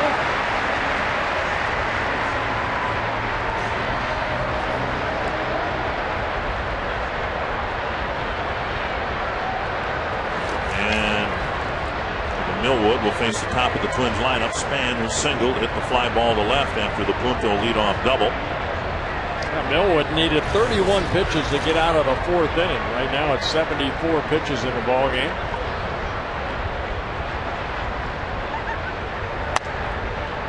Check swing. And ball 1 to Span.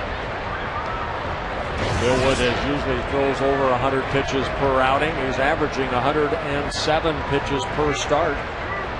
5th highest in the American League. Justin Verlander, the most pitches thrown in a per start basis. Justin Verlander went 8th in this afternoon's game. And the Tigers have just beaten the Rays now 4-3. Fernando Rodney with another save. Swinging a foul, 1-2. So now instead of picking up, potentially picking up a game on the Rays, or on the Tigers, I should say, Polanco's 3-run homer turned that game around. The Twins hope to keep pace.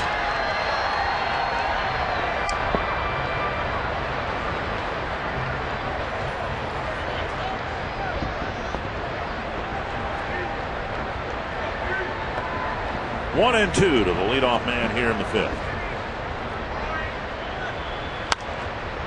Over the Twins dugout and out of play.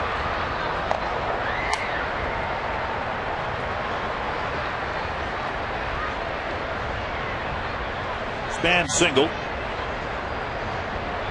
Reached 3rd base with 2 outs. The Twins couldn't get a run in there. And a leadoff double in the 3rd didn't score, and then Morneau's double, Kugel's home run accounting for the 2 runs in the 4th. Outside, 2-2.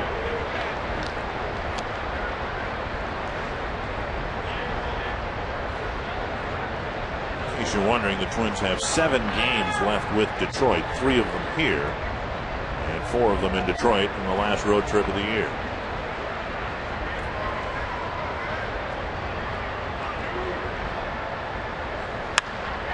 down the right field line, but it'll look foul.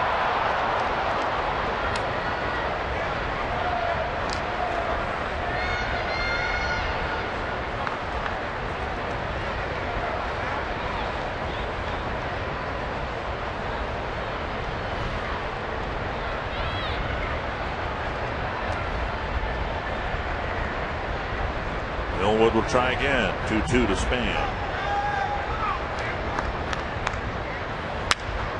All the other way.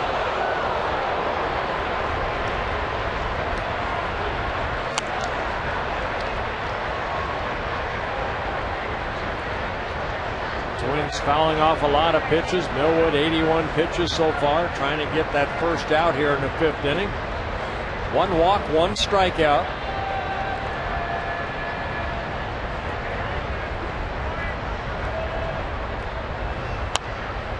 Wastes a tough pitch there to keep the at bat alive.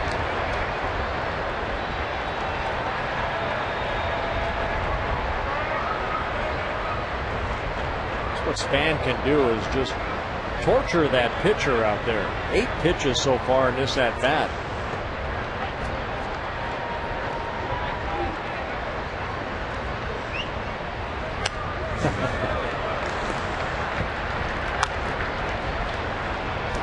Been out there, I'm sure, with at bats like this, but did you ever have a team that you seemingly could not beat? Now, Millwood's still very much in this game. You may get the win here finally against the Twins, but is there any team that you early in your career maybe just had a terrible time getting your first win against? The only team that I did not beat was the ground ball to second base, Philadelphia Phillies. I was 0-6 against them, but I always seemed to get Steve Carlton or Dick Ruffin. They always beat me like 2-1, 3-2. So your career record ended 0-6 against the Phillies. Yep. Wow. Visit twinsbaseball.com this afternoon if you'd like and secure your all Metrodome medallion collection. Only 5,000 are being sold. The medallions feature the 18 members of the Wendy's All Metrodome team, and they're available right now at twinsbaseball.com. Long at bat, but Millwood finally takes care of Denard Span, and here's Alexi Casilla.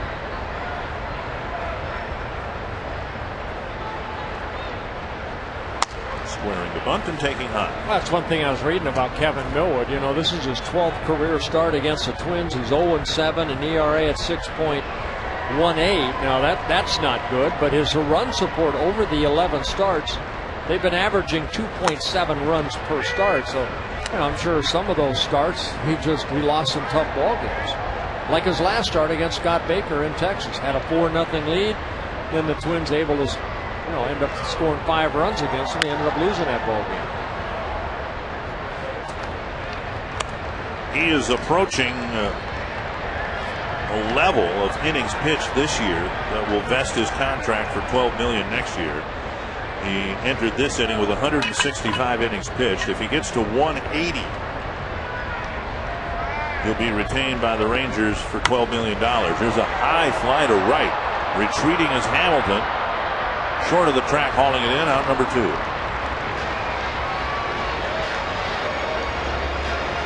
Well, 200 innings is kind of the mark now. If you can get pitchers, especially 3 on a staff, to pitch 200 innings, you're going to have a successful season. And he's on a pace to do that. But, you know, he signed a 4-year deal, and there's an option there if he had 180 innings pitched in the last year of the deal.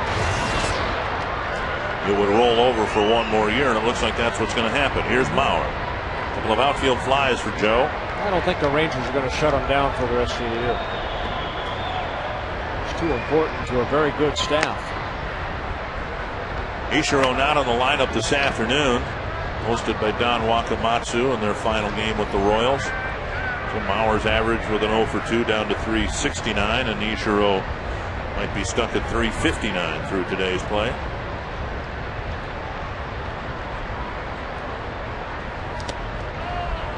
Two 2-0.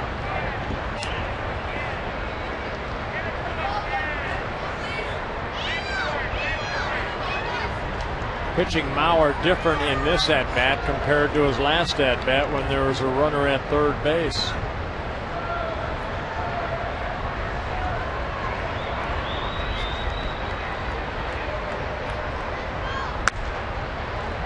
2-1. Everything has been outer half of the plate.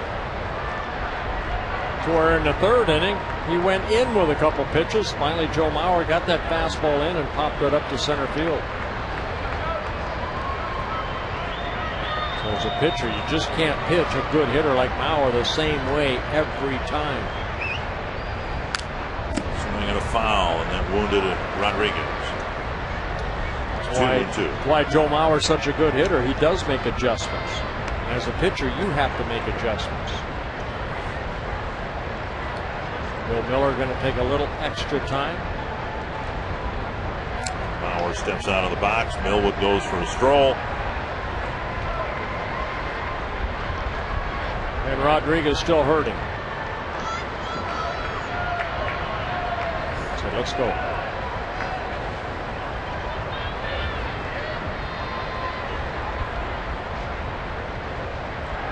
Two and two to Mauer with 2 gone in the 5th.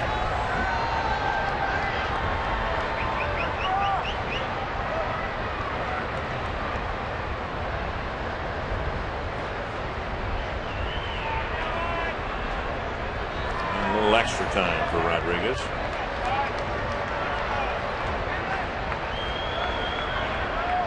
Chip Millwood goes with that big, slow curveball. He did. Mauer might have got hit on the belt buckle by that pitch if he hadn't made contact. Yeah, everything was hard, and then kind of had him set up in this situation for that curveball. Make him pull the ball. Take a look at this pitch right here.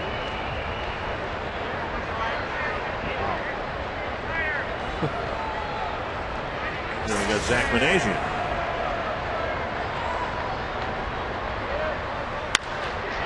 Drilled foul. Hey, you see what Joe did right there? Because of his last at bat, they were trying to get him out inside. He opened up quicker that time and lined that ball foul. So Joe trying to make the adjustment. Maybe asking Bill Miller, was that a strike? Just quicken up your bat a little bit. Joe just hooking it. Foul down the right field line.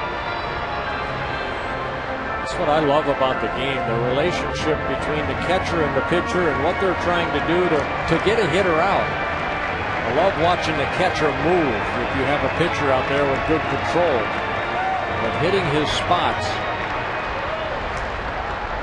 And how do you get out a great hitter? Mauer to center. 3 outfield flies for Mauer, and Millwood rebounds with a 1-2-3 fifth.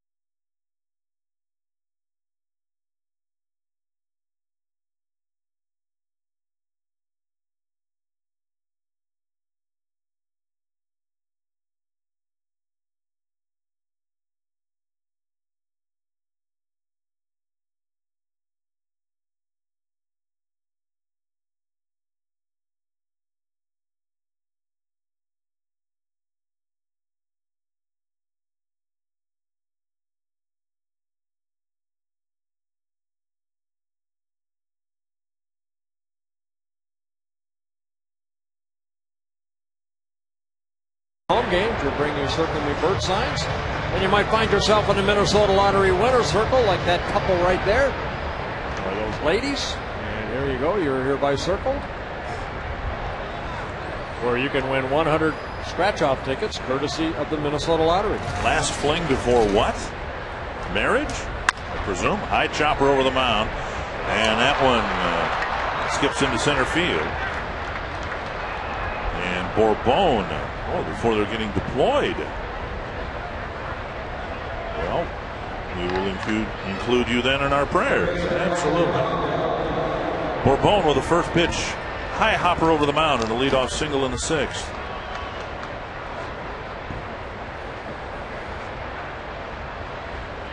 Saw a sign there from Bryceland, Minnesota, way down in the southern part of the state.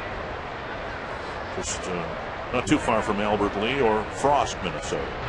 Well, again, Bourbon at first base. Good speed. 10 stolen bases, 11 attempts. Baker, very quick hold.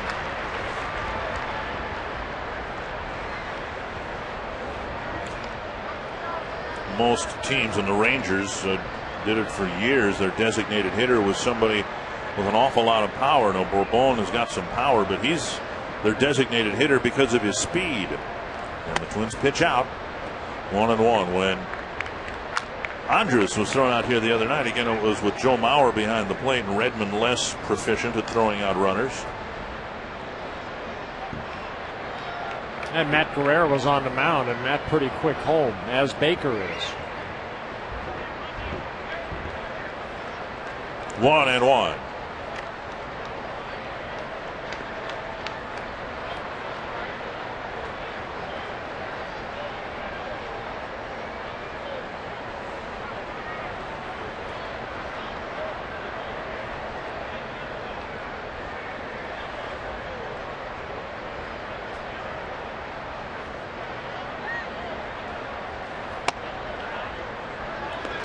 Two and one.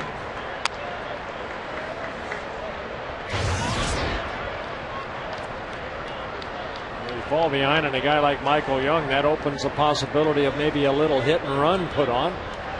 Young, very good handler of the bat. Baker has gotten quite a few ground ball outs here today, which is not normally his strength. Check swing and a called strike 2-2. Good breaking ball right there by Baker.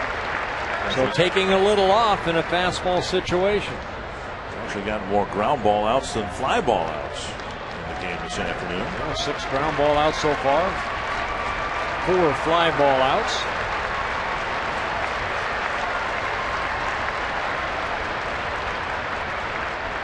Two and a throw to first. Mentioned it a time or two, just haven't apparently set it up properly. Young leading the team with 14 ground ball double plays.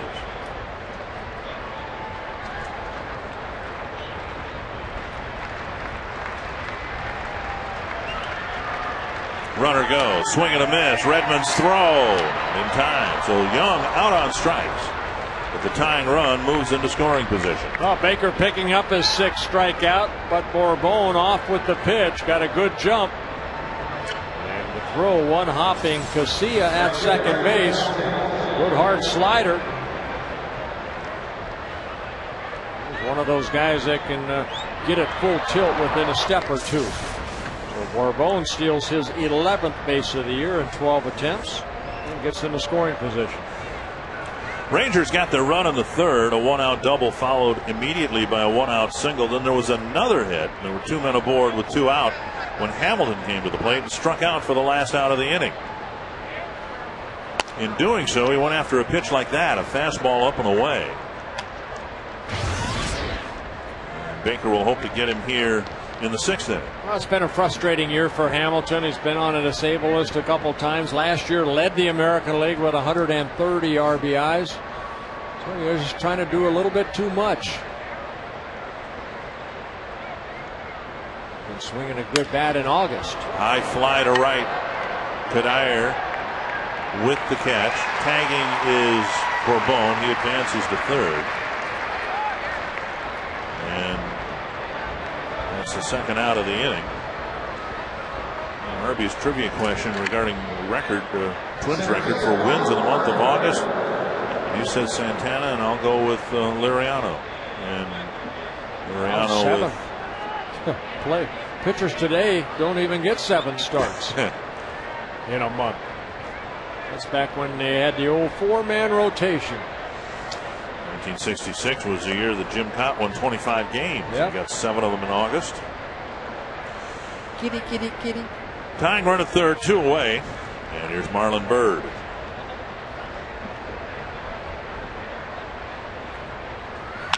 Pop up. Punto out. Span in. Punto calling for it. Inning over. Nice job by Baker pitching around the leadoff single and stolen base.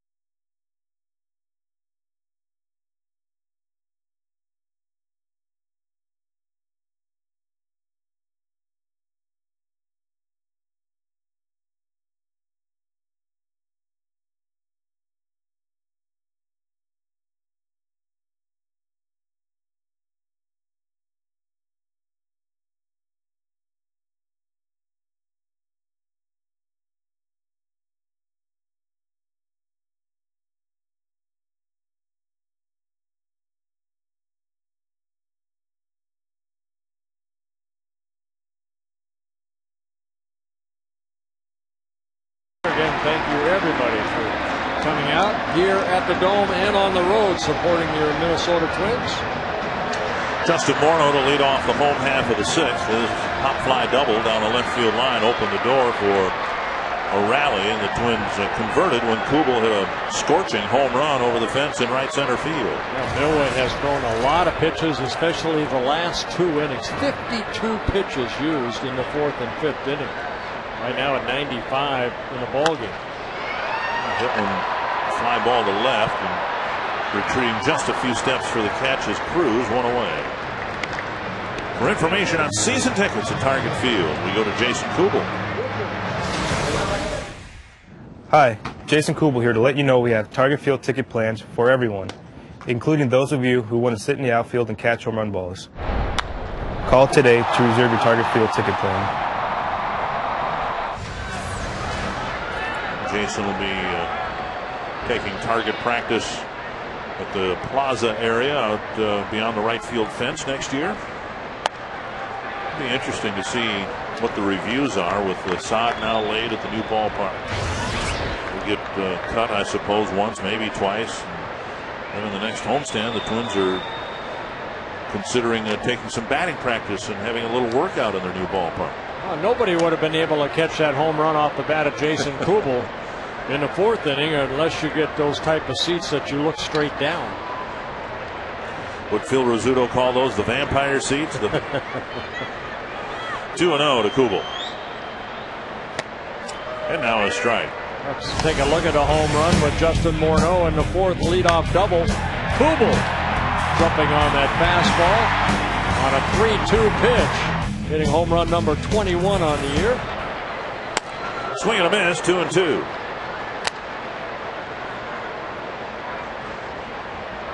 Remember, that was a 3-2 pitch. They tried to come inside on Kubel, and Millwood left it out over the plate.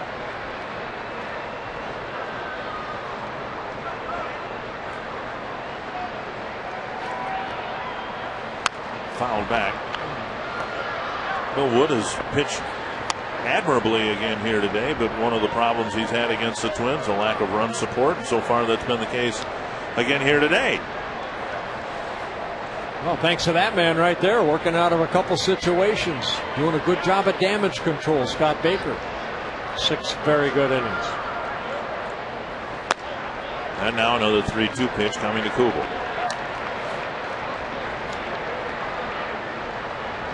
White Sox got one in the ninth. They needed 6. The Yankees have beaten Chicago again 8-3. The Tigers won 4-3.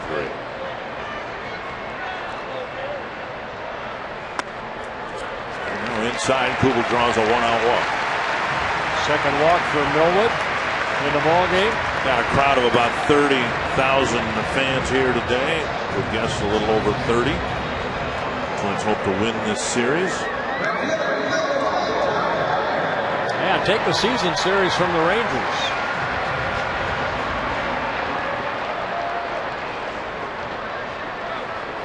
Dyer hasn't put a ball in play yet. He walked in the second, struck out looking in the fourth. I got a call right here. I sense Michael Kadir's going deep. How deep? Oh, right up the middle, that type of deep. It'll be an infield hit. Kinsler knocked it down. Might have tried to do what we've seen Casilla do a couple of times behind the second base bag. I just sense he's going to have a good at bat. I thought he was going to take him deep. He gets jammed a little bit right there. And Kinsler having to go up the middle right here, try to backhand that play and flip it over to the shortstop, but unable to get that ball in his glove. Mike Maddox to the mound, first and second, one away, and Harris at the plate. This copyrighted telecast presented by the authority of the Minnesota Twins and may not be reproduced or retransmitted in any form. And the accounts and descriptions of this game may not be disseminated without the express written consent of the Minnesota Twins, LLC. Jason Grilli, journeyman reliever, warming up in the Texas bullpen. One way to judge a team certainly is how they do against contending teams, and so far the Twins have done well against the Rangers, but that's really one of the most impressive things about the Rangers is how they've done against other playoff caliber teams. They're 7-2 against the Red Sox.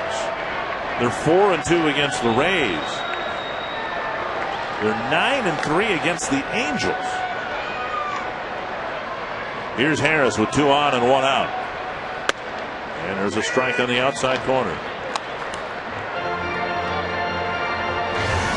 Harris with a couple of ground balls to the left side. Reached on a fielder's choice in the second. Was retired on a ground ball to third in the fourth.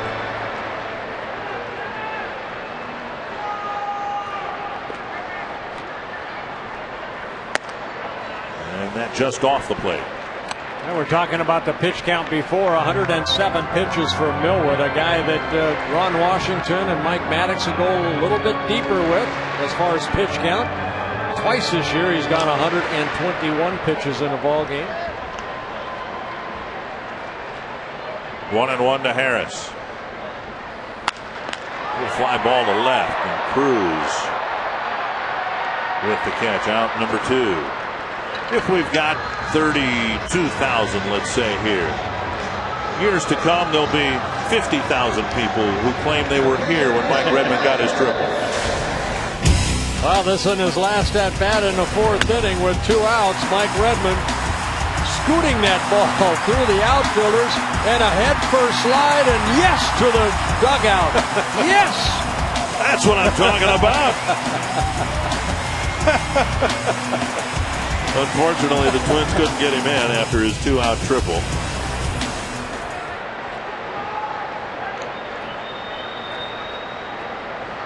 Now he has a chance to get an even bigger hit here with 2 on and 2 out. The Twins leading by just a run.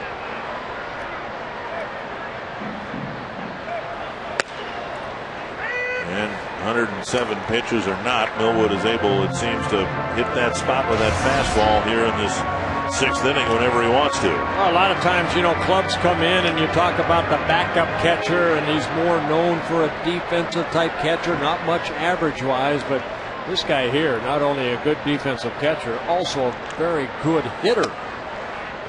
Redmond, a career .292 hitter at the major league level.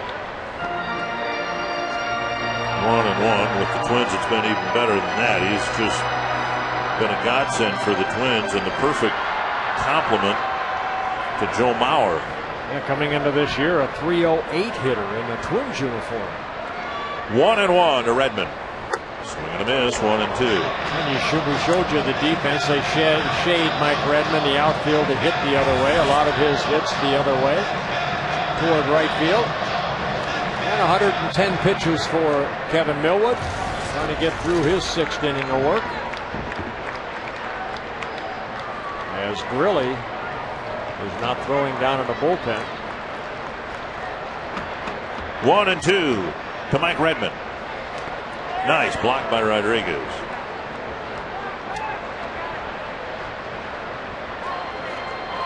Boy, you think of all the games that Rodriguez has caught and how many times he's had to do this right here. Kind of give up his body, right, that chest protector to deaden the ball.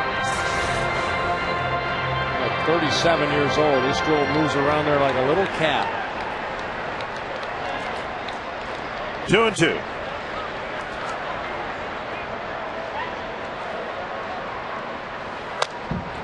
And now 3-2, and that's an important pitch because Kubel and Cuddyer with average speed will get the benefit of an early start here. They just have to make sure Millwood throws home right here. Blaylock well behind the runner at first. Middle infielders are spread apart.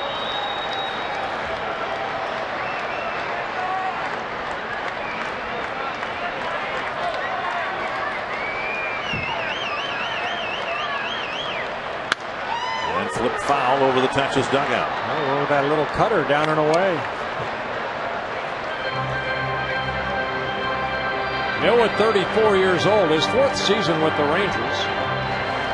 And those are his averages per start, 107.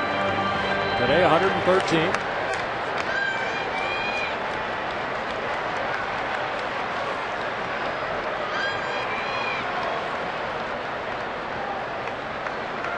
Twins out hitting the Rangers 6-4, but it's just a 1-run lead.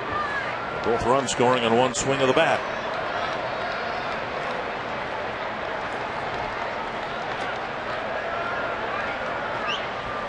Swing and a miss.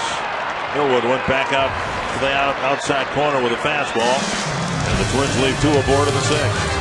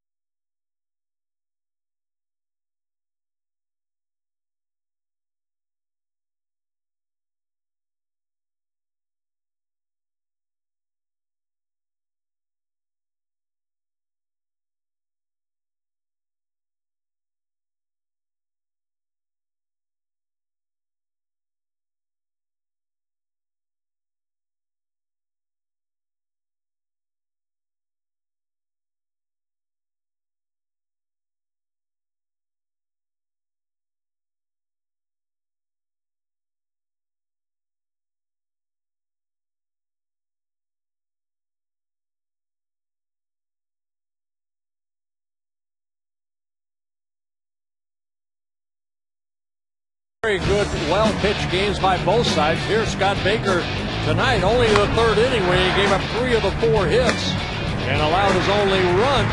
But Baker with 6 strikeouts in the ballgame, no walks. And a good job attacking this strike zone. 75 pitches used for Baker in his first 6 innings. And he delivers strike 1 to Ian Kinsler, who's hit a couple of outfield flies against him today. He's done a good job of that. 19 of 23 batters he's been able to get strike 1.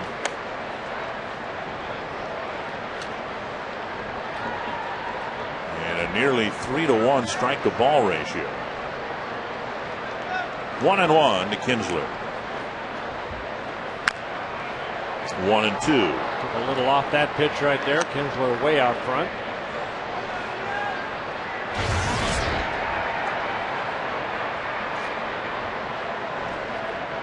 Twins feel pretty good every time that Baker takes the mound now, and every time Pavano takes the mound. He's been a great addition to the Twins rotation. Unfortunately, none of those three guys are going to be in the rotation in the Chicago series, while the White Sox are going to send out Gavin Floyd, John Danks, and Mark Burley, each with at least 10 wins and an ERA of under 4. 3-2 to Kinsler. The Twins are going to send out Blackburn, who's been struggling, Manship, and Dunsing. Full count to Kinsler, leading off the 7th in a 1-run game.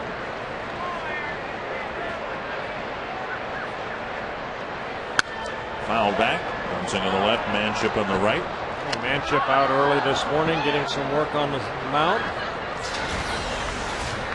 And Blackburn has pitched, he's struggled, but over the course of the year, he's 2-1 against the White Sox in 3 starts with an ERA at 3.15. Gavin Floyd, he's been struggling a little bit, but that whole staff has struggled for the White Sox, especially the bullpen. And more issues today with the Yankees beating Chicago 8-3. Detroit came back late to beat Tampa Bay 4-3, and now Baker having a tough time with Kinsler in this opening at bat of the 7th.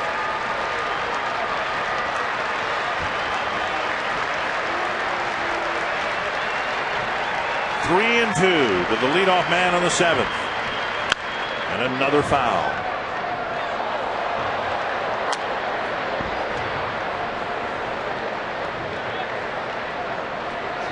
That went right in there. It's in there. Now when the Twins hit and they turn the fans on, he'll come back out. There they are. There's a few of them in there. Up the middle, and Kinsler wins the battle, bounding a single up the middle, and the Rangers get their 2nd straight leadoff hit. Tuesday night features the popular all-you-can-eat seats. $34 gets you an upper club ticket and all the ballpark fare you can handle. Hot dogs, nachos, peanuts, pretzels, popcorn, pop, water. Call 800-33-TWINS or log on to twinsbaseball.com. And, of course, the greatest feature of all, it'll be the middle game of 3 between the Twins and the White Sox. Here's Blaylock. He has struck out twice on a total of 6 pitches.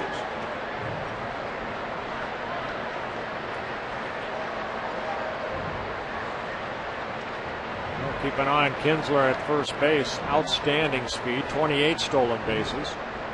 Stolen 4 bases already in this series. On and away, ball 1. One of many things that's changed about the Rangers this year from years past. Teams now want no part of their bullpen. The Twins saw that in evidence last night. So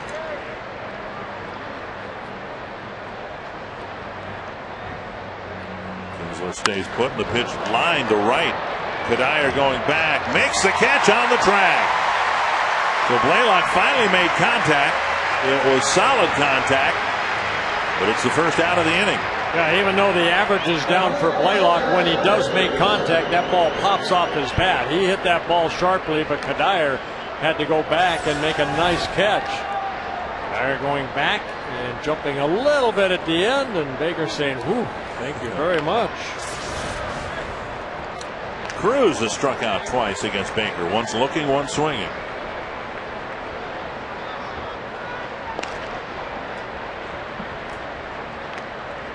Cruz with that open stance.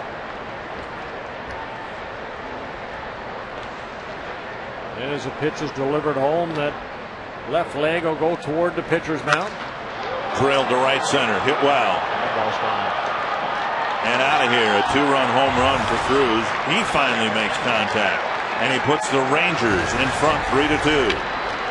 Oh, got a fastball, and they got a lot of powerful guys in that lineup. Cruz hitting his 28th home run of the year.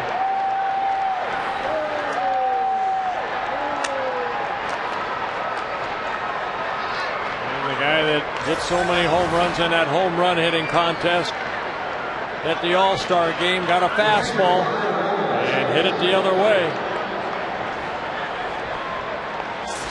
Cruz is now 3 for 6 against Baker with 3 strikeouts and 2 home runs. Here's Ivan Rodriguez, 1 out in the inning, to measure that home run at 424 feet. And Rodriguez swings and misses.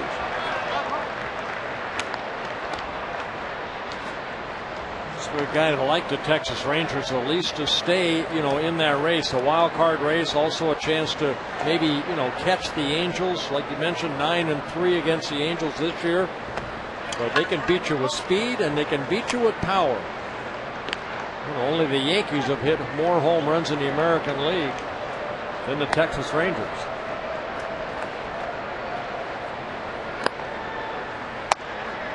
A little bit low, 2-1.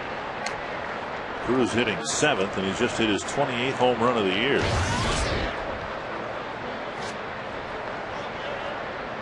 Rodriguez hit one here last night, his first as a Ranger this year.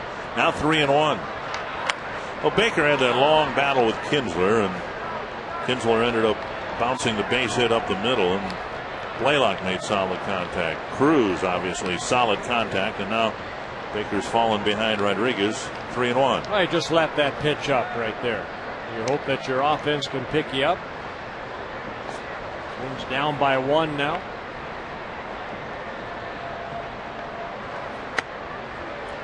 And now 3-2. Took a little off that pitch right there at 81 miles an hour.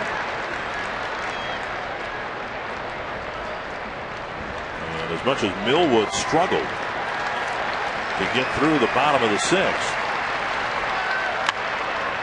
his team has given the Rangers the lead. He right now is the pitcher of record.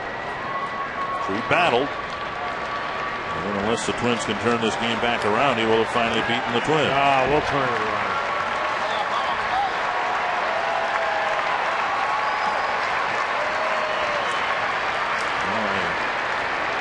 Overgassed the crowd. 29,282 that paid attendance this afternoon.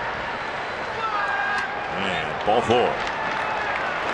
So Baker wobbling a little bit here in the 7th with 1 out. Rodriguez is aboard, and that'll bring up Elvis Andrus. Yeah, first walk for Baker in the ball game. He came into the game 1.8 walks per 9 innings. Pitching coach Rick Anderson out to talk to Baker. Redmond, Punto coming in from short.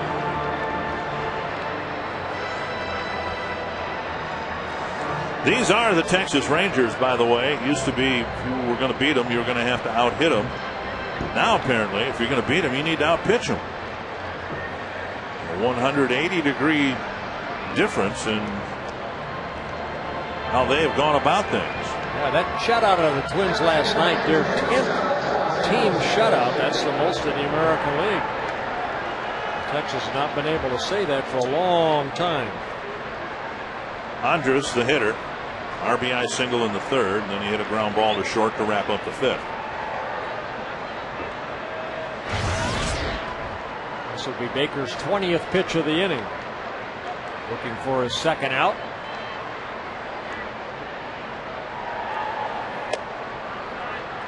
Breaking ball away.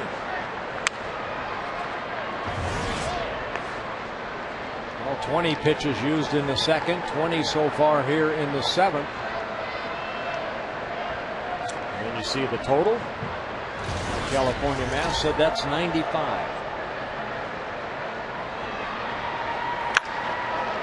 Caught by Casilla. Save at first and a close play. Rodriguez scampers back just in time. 2 down. Boy, quick hands right there by the second baseman Casilla, catching that ball in all one motion, trying to get Rodriguez, who scoots back to the bag and gets back safely.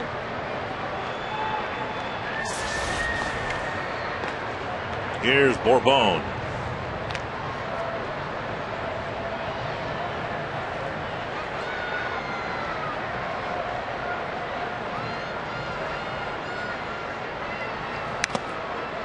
Swing and a foul. Corbone singled, stole second, got as far as third base after his leadoff single in the 6th.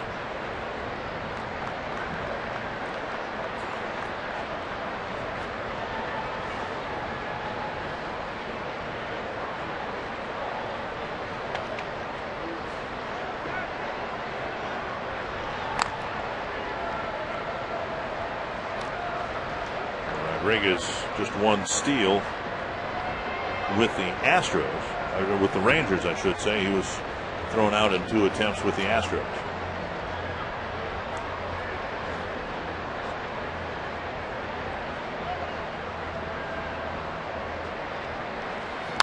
Popped up. Harris. And making the catch in front of a sliding Punto. He tried to trip him up right there. A 2-run homer gave the Twins the lead. And now in the 7th, a 2-run homer gives the Rangers the lead.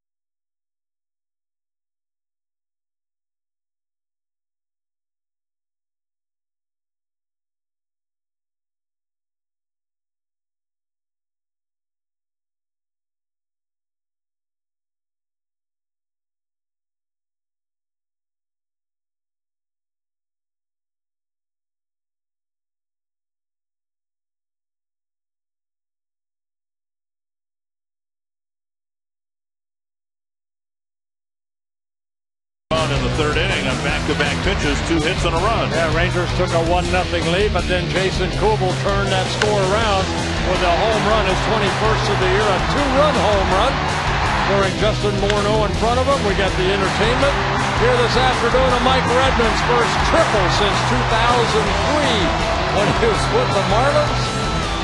And then, that wasn't good, by Nelson Cruz, a 2-run home run, giving the Rangers a 3-2 lead. And so Millwood and the Rangers leading the Twins now 3-2, with the Tigers having already gotten a late home run to win their ball game. And as we go to the bottom of the 7th inning, Jason Kubel and the Twins looking on as Jason Grilli continues his warm-up toss. Oh, Grilli just activated on August 22nd off the disabled list, where he was on the DL for a 15-day disabled list with some right elbow soreness. He started the season with the Colorado Rockies, designated for assignment, and then traded over to the Rangers for cash considerations in early June. Twins know a little bit about Grilli. He was with the Tigers for a while. Yeah, for the White Sox for a little bit. It'll be Punto leading off the 7th, and then Span and Casilla. Strike 1.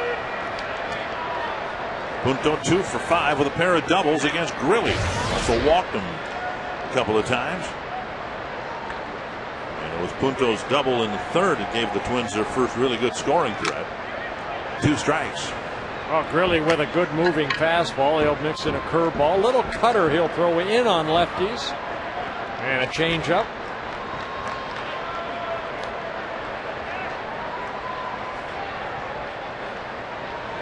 Two strikes. And inside now, 1-2. Grilli, 32 years old, originally signed by the Giants, a #1 pick 4th overall back in 1997 out of Seton Hall University. Missing inside again, 2-2.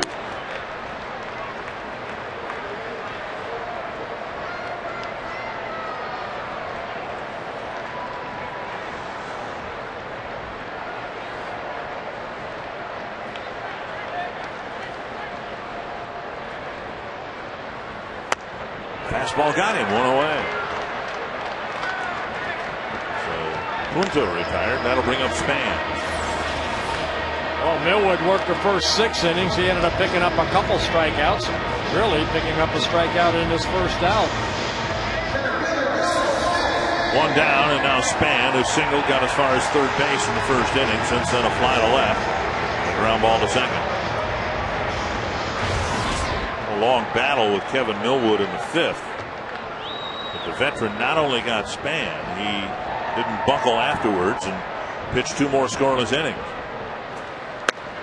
Down the middle, a strike. Red Sox have beaten Toronto 7-0.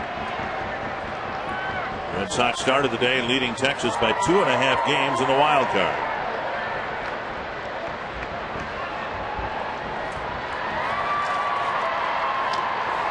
Side nearly hit him, 1-1.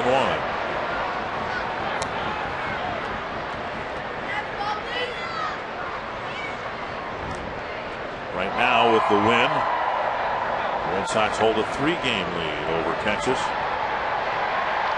The Rays lost late to Detroit, so they've drifted back 5.5 games behind the Red Sox.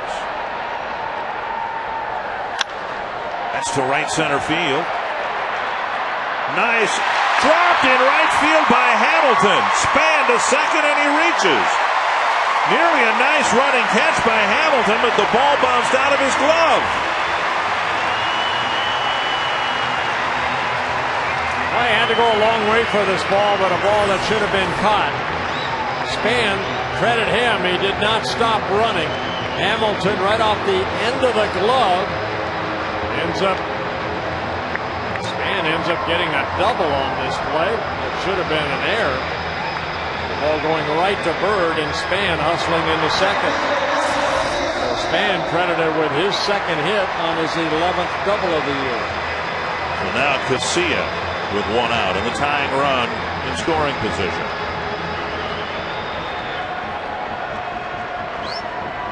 Casilla's 0 for 3. And was at a tough couple of games at the plate against the Rangers. They pitched him pretty tough, and as you said before, a lot of times they've gotten swinging strikes on fastballs up out of the strike zone, like the one Punto swung through. Takes that one. Pitch up, ball 1.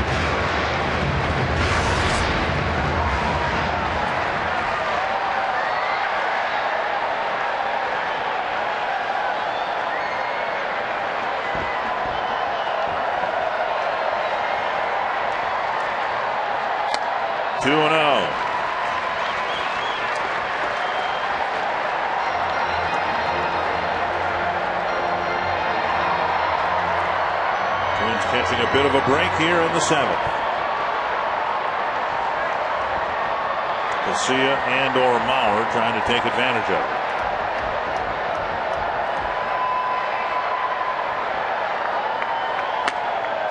2-1.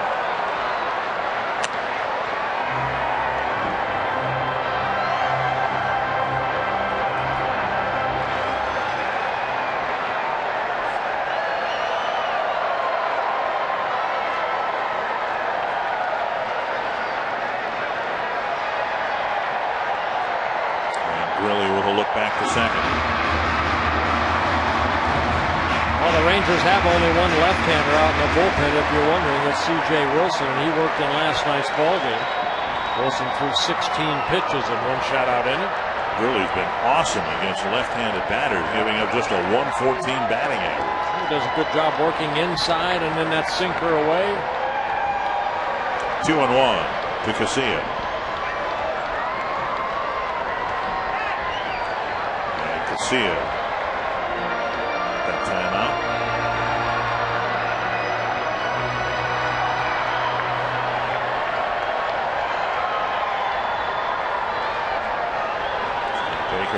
Twins can give him the lead here in the bottom of the 7th.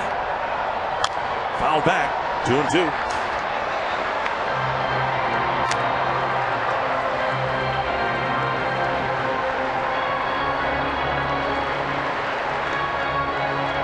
See a little frustrated. He might have swung a ball 3, pitch up a little bit. Hard pitch to lay off of because the hitters see the whole ball. 2-2 to Casilla. And now 3-2 with Mauer on deck.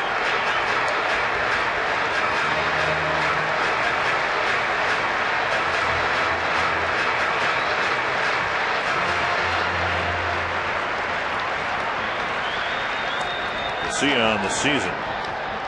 21 walks against 35 strikeouts.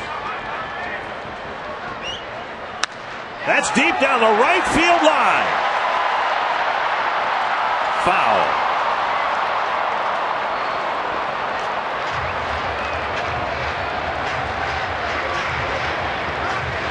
So Casilla nearly hit the tarp down the right field line that would have tied the game or came close to clearing it, but a foul ball. It's still 3-2.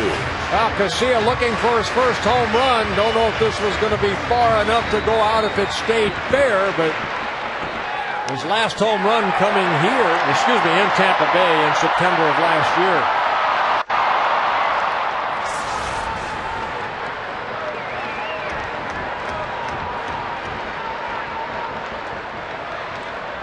Another 3-2 to Casilla. And he walked him. So Casilla battles Grilli and gets a walk, and here comes Mike Maddox. He tried to take a little off the fastball right there and walk the ninth place hitter.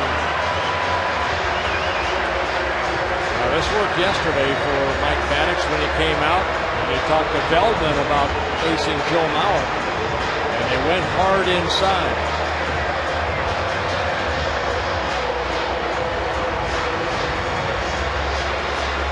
Talking about a little strategy right there, a little game plan on how they're going to try to get Joe Mauer out. They've done a nice job of that. Mauer's 0 for 3 today with 3 outfield flies. John Roush, the taller of the 2 right-handers, and Matt Guerrero. That looks like a midget, doesn't it? John Roush is a large human being. Yes, you are hereby circled, and we all love Joe Mauer. Especially when he gets big hits like this. Looking for his first hit of the day. The average at 368. That's Rodriguez's move now, outer half of the plate. Ooh. And Rodriguez got enough of it to keep it in the dirt around home plate. Ball 1. Good job by Rodriguez. Sinker down and away, and Rodriguez knocking it down.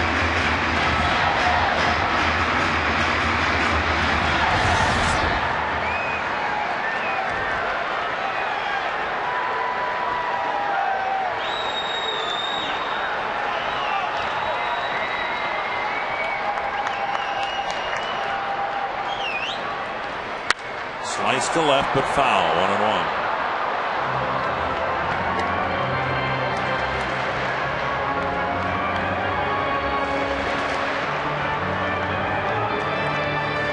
Really has been a godsend for the Rangers. Getting some big innings out of the bullpen, trying to pitch a big inning here in the 7th. 1-1. Just off the plate. Ranger outfield playing Mauer very deeply.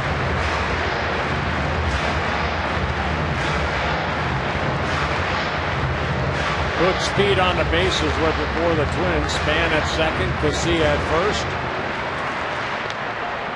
Pedro Strop warming up in the Texas bullpen. Had a good inning here Friday night.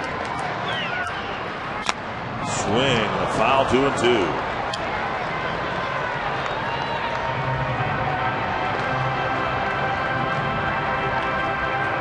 One thing Maddox knows as a pitching coach, what are your strengths? Now Feldman, yesterday's ball game in that situation with a runner at third, they went hard in on Joe because Feldman could get that ball in. Right now, really a different type pitcher.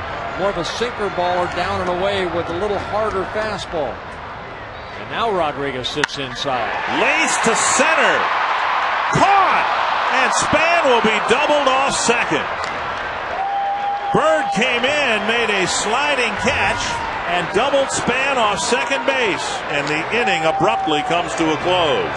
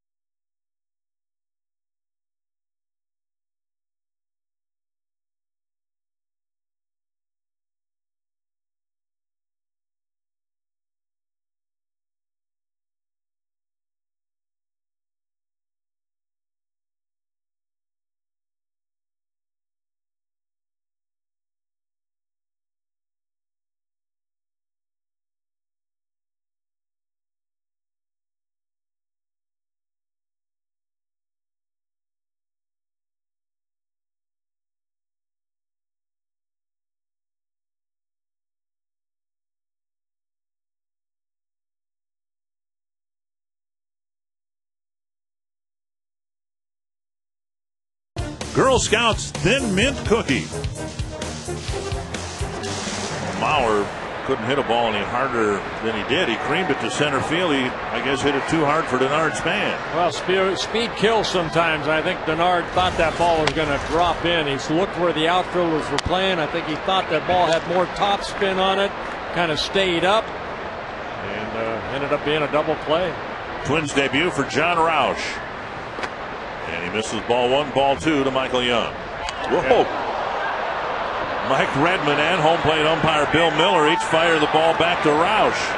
Hey, he's too big a boy right there to get upset at. Yeah, don't adjust your screens. This is a big man right here. See Redmond with the ball in the dirt looking at it, and then he throws it back. And which one do you catch? Roush at 6'11", coming over from the Arizona Diamondbacks, making his Twins debut. High pop-up right side. Casilla with the catch, one away. For more on the tallest Twin, and let's go to Jim Rich. Thanks very much, Dick. Well, John Roush takes the mound here. He becomes the 24th pitcher the Twins have used this season. That's a new franchise record. But Roush and Ron Mayhay, who made his debut last night, should fit in quickly here. And the reason, according to Twins closer Joe Nathan, is that these guys are not being asked to do something they haven't done before, meaning the Twins aren't trying to take starters and make them into relievers. And Joe says that these two guys are veteran bullpen guys. And Roush told me today that he will throw whatever Mike Redmond calls. He's not going to try to outguess these guys because he's been over in the National League for a couple of years. Back upstairs to you. Yeah, thank you very much, Jim. Yeah, you know me, you had Manship, you had Keppel, you had Umber come up, and guys that made a lot of starts in the minor leagues trying to fill that bullpen role. So you tip your hat to the organization for bringing in guys that have been through the battles before. We mentioned last night, Roush, nobody has pitched more games out of that bullpen than John Roush since 2006. And I would think one of the things that makes this a particularly shrewd signing for the Twins is his unfamiliarity, or the hitter's unfamiliarity with him in this league. I mean, he was with the Chicago White Sox, and you said, years ago. There's Hamilton waving at strike 3, 2 quick outs here in the 8th. See, Roush, a guy that when he came up with Chicago, they were thinking about putting him in the starting rotation. He made some major league starts, but then sent out to the bullpen. So he has 4 pitches, good straight over the top type curveball, and that's at about 8 foot tall with those long arms. And he was with the Nationals and the Diamondbacks, wore number 57 and wanted no part of wearing number 57 for the Twins in deference to Johan Santana, so instead given uniform number 60. Swinging a foul back. I mean, he's such a big man, and the ball comes out of his hand at such an unusual spot for a hitter. I would think there'd be some unfamiliarity that Roush would be able to use to his success. Oh, his hand is probably over the batter's eye in center field. Well, Ron Gardenhire was saying as much, not to, exaggerate it or anything, but I mean, it really is so much higher than what a hitter's normally, where they're normally looking for the ball. 1-1. Breaking ball over. Not a good curveball.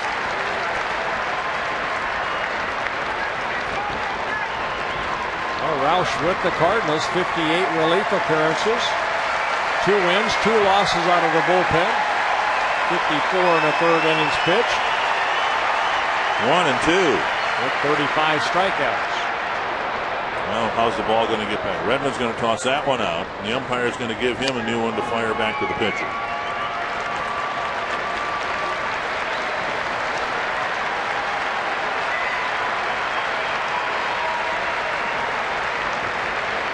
Two and 2. Lace to right, and a base hit. So Bird gets his first hit. And Kadire will spin and fire. Bird digging for second, and he's in with a double. Yeah, good hustle right there by Bird. With 2 outs, you want to get in the scoring position. And Kadire had to play this ball off to his left, so he has to spin and make a solid throw. Kadire, known in the American League and throughout baseball, having a great arm, but you can see what he needed to do to get that ball back in. He does it perfectly, but Bird, a hustle double. And now Kinsler, who singled, leading off the 7th in front of Cruz's game-turning home run. It was a long battle between Kinsler and Baker. And Kinsler just hit a 3-hopper over the mound. Runner at second, 2 away, and Redmond digs the first pitch out of the dirt.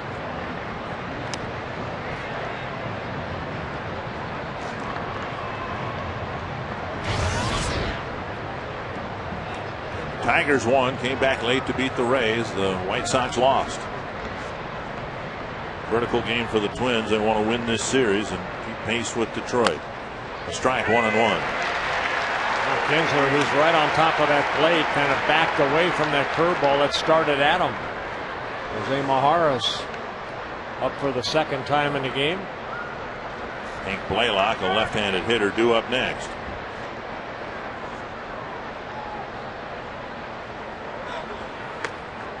Another one low. Of all the new players Twins fans have gotten accustomed to seeing or have heard about, Cabrera, Pavano, this is the guy to pay special attention to because he is the one that is under contract for next year. Pitched enough for the Diamondbacks to vest his contract for 2010. Curve drops over, and it's 2-2. That's a good tight curveball too.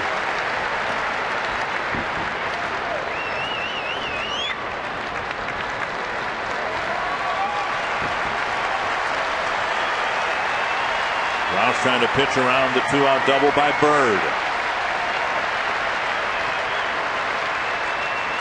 Another curve, got him. So Kinsler strikes out. Roush has a scoreless first inning as a Twin.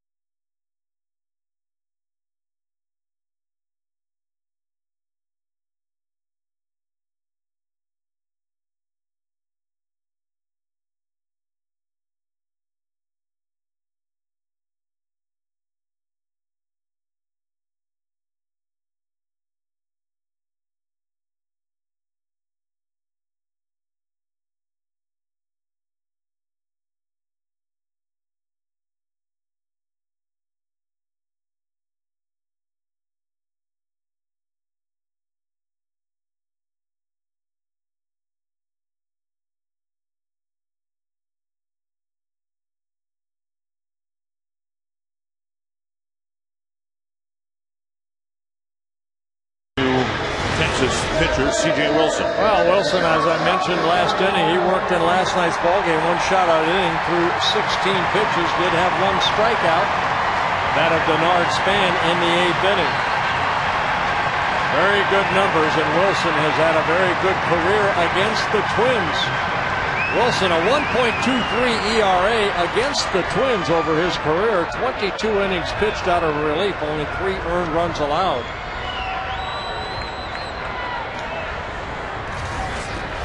Morneau 2 for 10 against him, a home run and a single. Chopped foul at the plate. Morneau, Kubel, and Kadire. Trying to put together a threat like the Twins had in the 7th, in the 6th, in the 3rd. The Twins have not cashed in on many of those opportunities. Their only run scoring on a 2-run home run in the 4th by Jason Kubel. 1-1. And inside 2-1.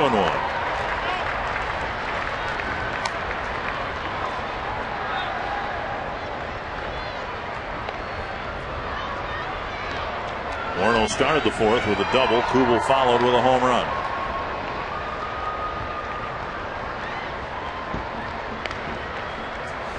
Wilson with his 5th season with the Rangers. First came up with the Rangers in 2005. And Justin upset. He got one right down the heart of the plate and he fouled it back. And that's what Justin's been doing over the last couple of weeks, just kind of missing his pitch.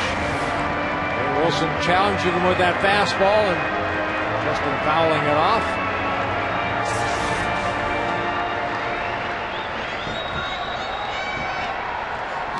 3-2. Justin and the Twins maintain physically he's fine. It's the time he missed. He's just found himself a little bit behind. He not only didn't play in games, he didn't do much of anything for the better part of a week. Well, if Ron Coomer or Roy Smalley were here, they would tell you that timing is so important for a hitter. And you lose that timing a little bit, and it can affect you. And he draws a leadoff walk here in the 8th.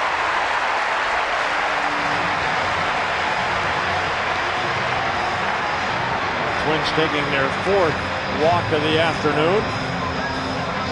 And Kubel, he put the Twins up 2-1 in the 4th inning on his 21st home run.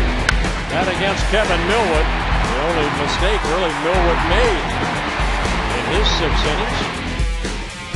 And a vote of confidence here for Jason Kubel, who has done much better against lefties. He's faced Wilson 3 times. Wilson struck him out 3 times. And he takes strike 1. There are options on the Minnesota bench that aren't normally there. Delman Young, Carlos Gomez, Orlando Cabrera from the right side, switch hitter Morales. Ron Gardenhire sticking with Kubel with Morneau at first. Strike 2. That hard slider. Bill Miller, the home plate umpire, saying it clipped the corner.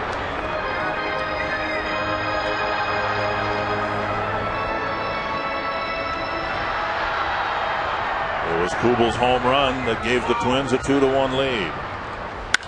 To center, down for a hit. Morneau will hold up at second base.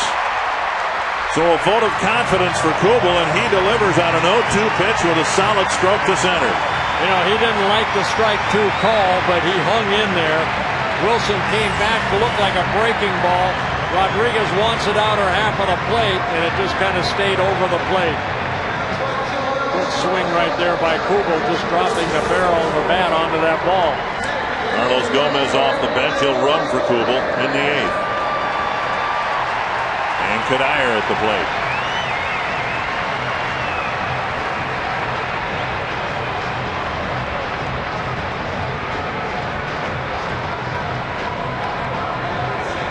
Michael Young in at third base.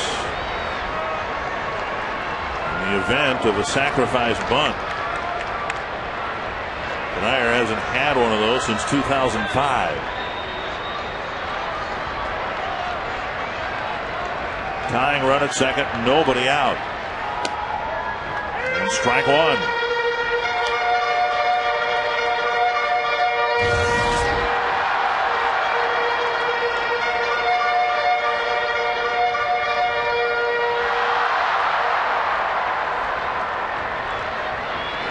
singled his last time up. Fouled back, and it's 0-2. Boy, you got a pitch you would like to have back right there. Fouled it straight back.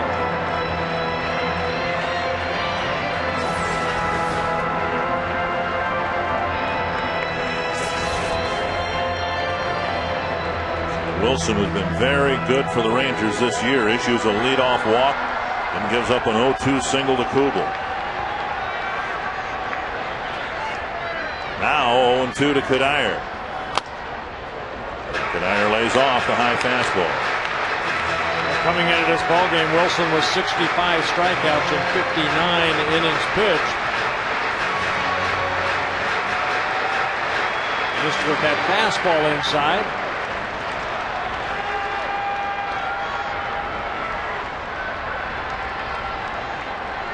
1-2. And he lays off again. We've seen more check swings from Kadire here today. Remember when the right-handers were feeding him breaking balls off the plate and he kept checking his swing. Here's another one. Just started his swing. 2-2.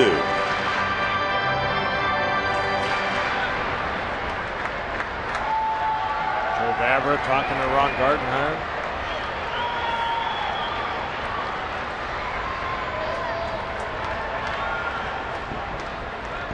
Two and 2.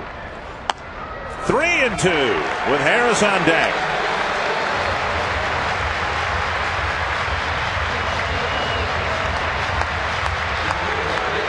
Wilson so good in the game last night. Struggling here in the 8th today.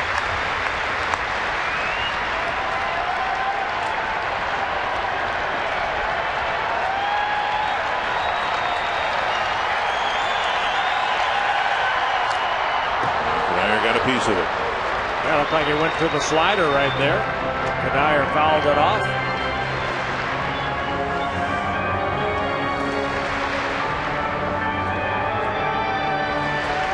Gomez in the game as a pinch runner, so 3 possible bench moves left. With Mauer the designated hitter, the switch hitting catcher Morales almost certainly would not be used. Got him with a slider. But Kadire swinging over the top, might even have gotten a foul tip. 1 away. A big strikeout right there for Wilson. Kadire swinging over the top of this hard slider.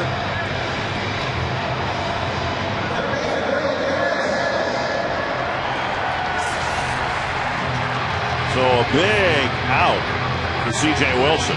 And here is Harris. 0 for 3 in the game.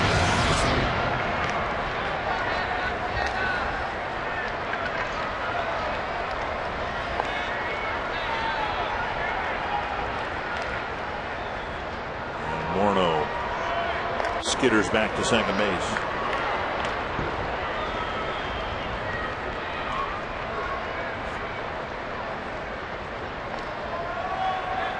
Aaron O'Day warming up.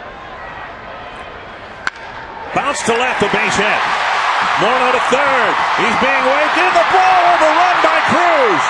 Gomez to third. Harris to second, and the game is tied.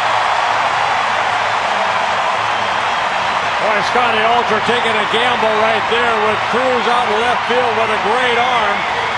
He came in and charged the ball, and the ball got away from him. Harris getting a big RBI to tie the game at 3 apiece. And right there, that ball misplayed by Cruz. That allows Justin to score. A tying run. Gomez goes to third as Harris scoots to second. Infield in for the Rangers. A single, an error charge to Cruz. An RBI for Harris. Second and third, 1 away. Redmond with a triple. Back in the 4th inning didn't result in a run.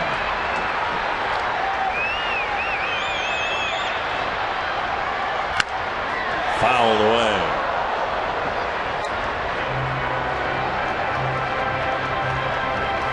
Good hitting by Brendan Harris right there, picking up that tying run of Justin Morneau.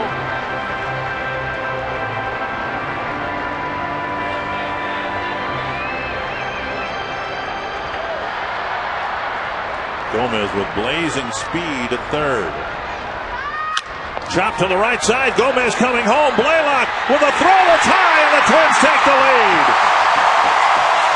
A chopper, and Gomez scores the go-ahead run.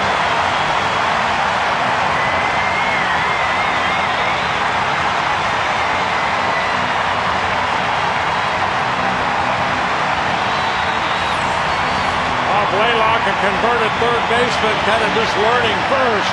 He feels the ball to throw high to Rodriguez. He has no chance to get Gomez, who got a great jump off a third. So Redmond credited with an RBI as Gomez scores the go-ahead run.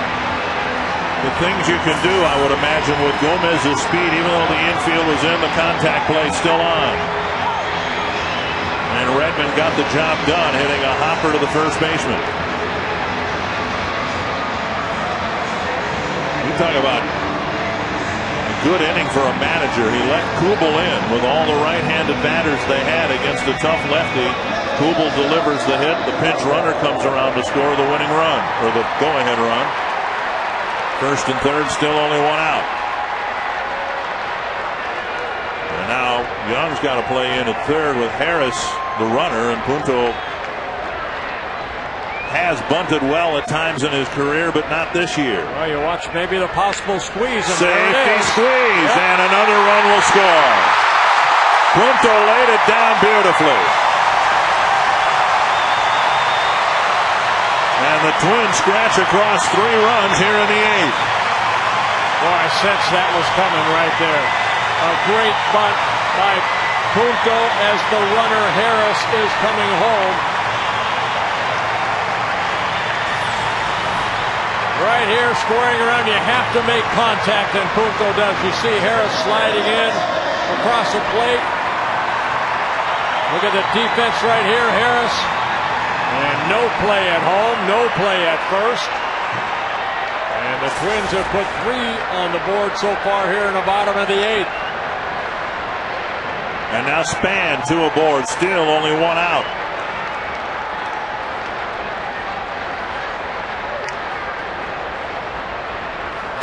And strike 1. The inning started with Wilson walking Morneau. Then Kubel on an 0-2 pitch spanked a single to center. Wilson got Cuddyer on a strikeout. And just like that, some smart base running, some nice managing, and a 2-run lead, at least 2 for Nathan. Well, good execution this inning by the Twins.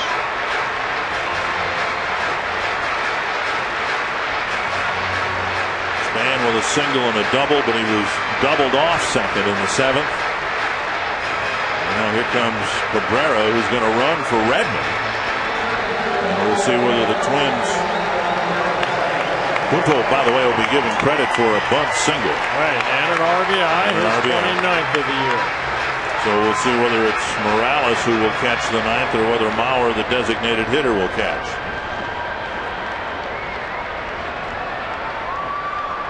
One and 1 to Span.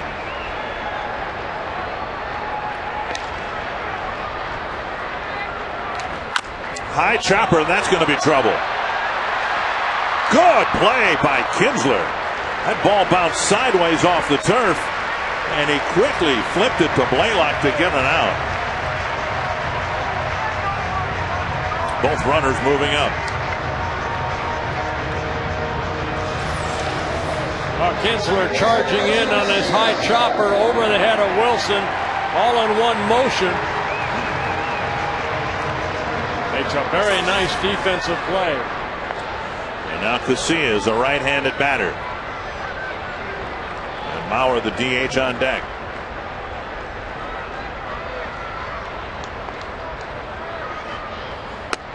Ball 1. Well, the leadoff walk to Justin Morneau kind of set the stage. Great at bat by Kubel. Twins have taken a 2-run lead here in the bottom of the 8th. Back-to-back pitches. The Twins get a run on the contact play and then a squeeze play. And Casillas shoots it foul. 1-1.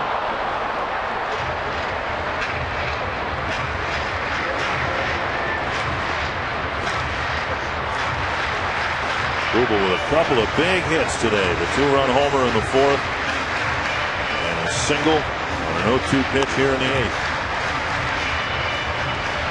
This game very important for the Twins, not only because the Tigers won, but also with the White Sox coming in and scoring, late like they have.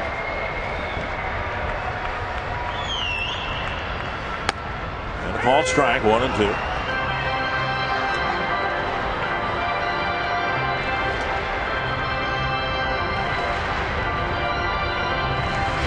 Twins might give John Roush a win in his Twins debut today.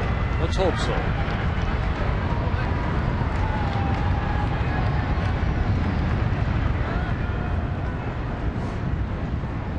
One and 2. Grounded to short. Fielded by Andrus. Over to Blaylock, and the inning ends. But a good one for the Twins as they score 3 times. Brendan Harris with a big hit. It's a 2-run lead for Joe Nathan.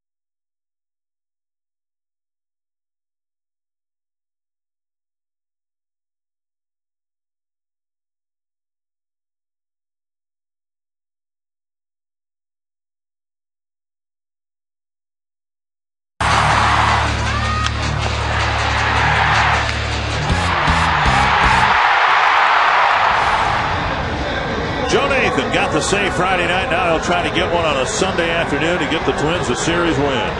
Yeah, that save on Friday night, not the cleanest save for Joe Nathan. He picked up his 33rd save in the 3-2 win. Joe had a 3-1 lead going into that ninth. He did give up a run. But great numbers for Joe Nathan. 1.78 earned run average. He threw 18 pitches here on Friday night, 11 for strikes. Blaylock, the first man to face him here in the ninth. Big swing and a miss. Joe Mauer out of the DH spot doing the catching. Span now in left field. Gomez in center and Nathan on the hill.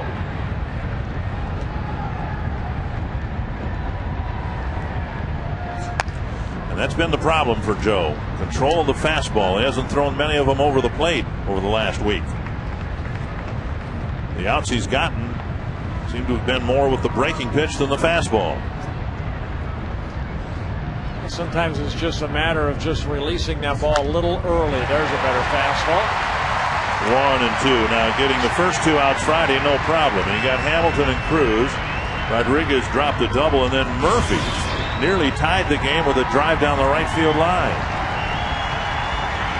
Just trying to overthrow at times. Just off the plate with a fastball. 2 and 2.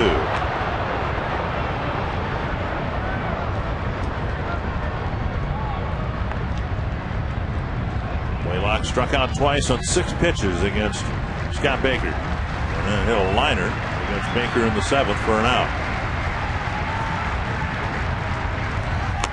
3 and 2. Nothing fancy here, just challenge him.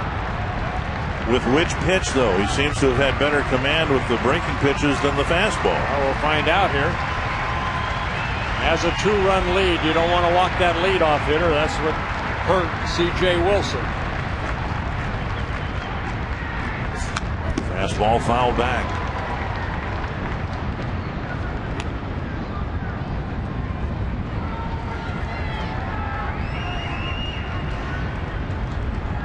Blaylock, and Cruz, and then Rodriguez are the scheduled hitters.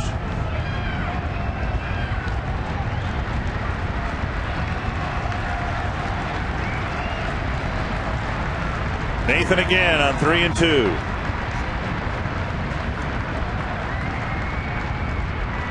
Lost him. Blaylock's aboard with a leadoff walk.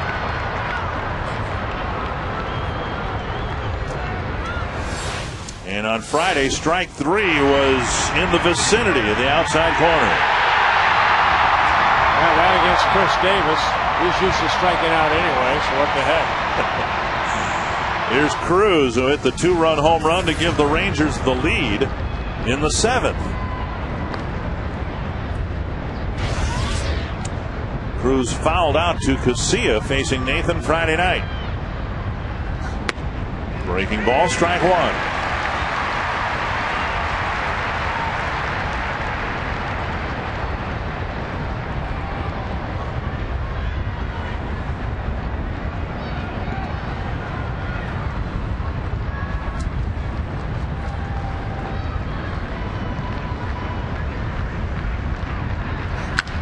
Chopper through the hole to left. First and second. Nobody out. So the Rangers coming right back at the Twins here. Yeah, Cruz picking up his second hit of the ball game.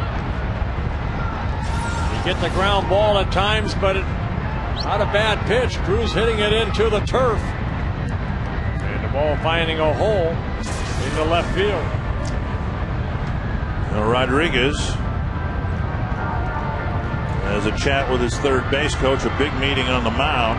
Rodriguez in a similar spot Kadire was in the bottom of the 8th inning, a situation that otherwise might call for a sacrifice bunt, but Rodriguez hadn't done too much of that over the years.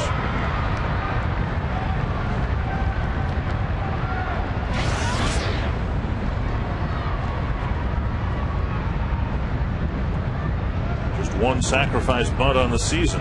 330 at bats. Harris in at third, Morneau in at first. Yeah, at the defense, you have to look possible bunt. Swing and a miss. It was Rodriguez who chipped a little fly ball down the right field line Friday with 2 outs for a double. That started the anxiety attack in Twins territory.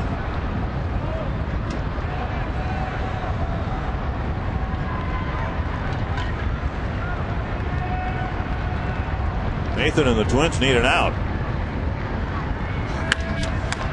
There's 2 of them. Low throw and everybody's safe. Nathan double pumped and threw low, and they're loaded with nobody out.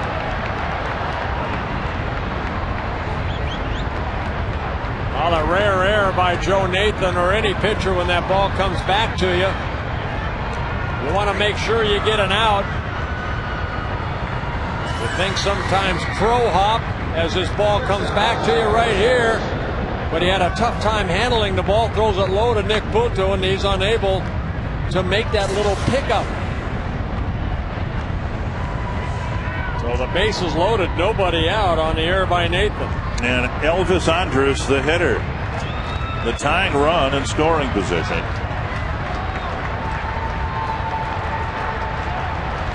Andrus was left in the on-deck circle Friday night.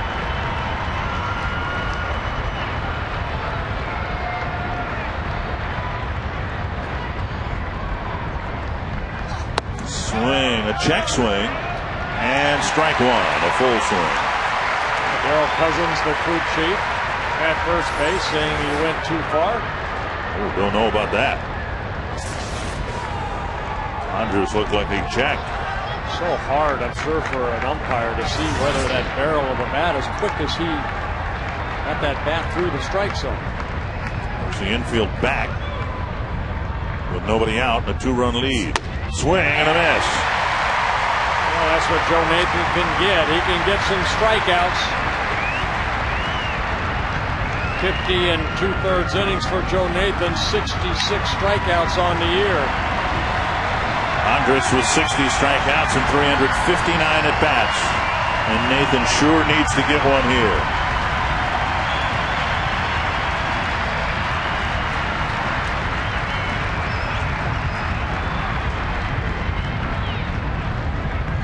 Got him. 1 down. He went with that sinking fastball inner half that has some movement into right-handed batters. So a good pitch right here by Joe Nathan, getting a big strikeout. As Andrus retreated to the dugout, he looked out at Darrell Cousins, who That's his fault. called strike one on the check swing for strike one. Here's Bourbon.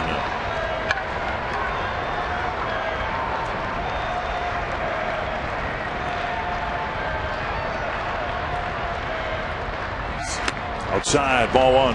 He's got a kick out of hitters that did that. I don't know if they thought that they put him into a hole right away, then they'd say 3 or 4 more pitches, make it out, then they'd blame it on the umpire because of that one call, but they had 4 or 5 pitches after on an average.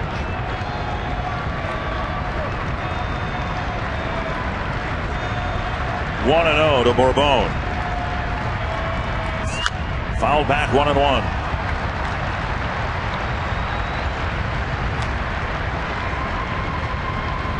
Bourbon, a little more strikeout prone than Andrus. Bourbon with the 53 at bats and 15 strikeouts.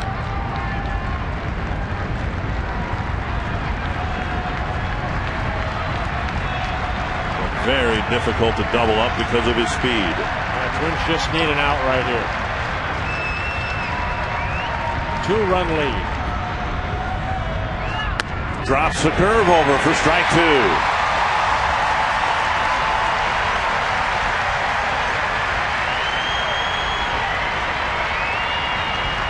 An extra run off the bat of Nick Punto with that suicide squeeze. Maybe looking very good for the Twins.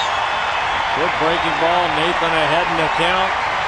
Would like to get another strikeout. 1-2 to Bourbon. Nice block by Mauer, who's been the DH all day today, and he had to shift over to block that pitch. Well, a little cutter down and in.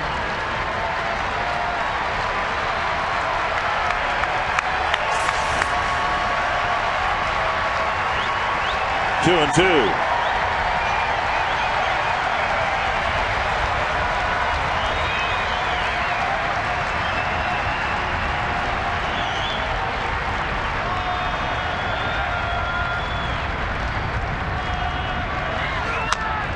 And Bourbon went outside the strike zone.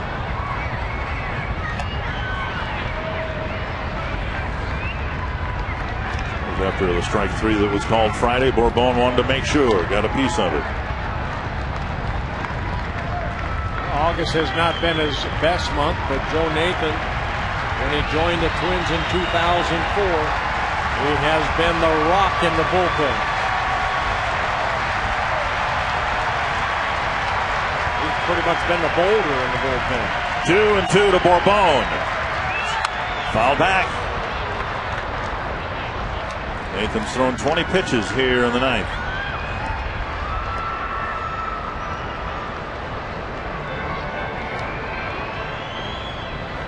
And Mauer to the mound, along with Punto.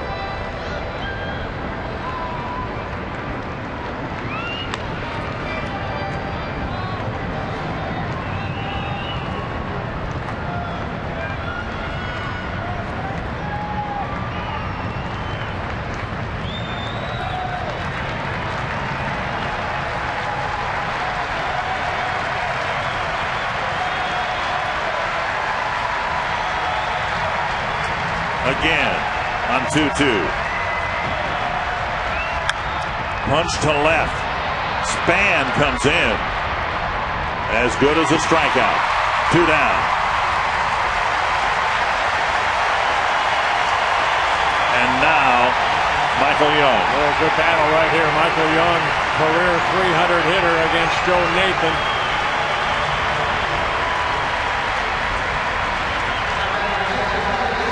Young got a base hit in his second at bat to keep his now 17-game hitting streak alive.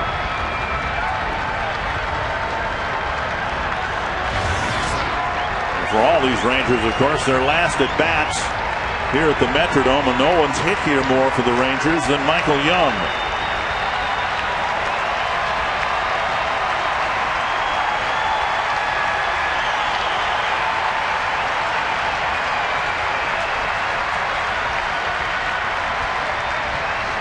Grounder to third. Harris goes to the bag, and the Twins win the series.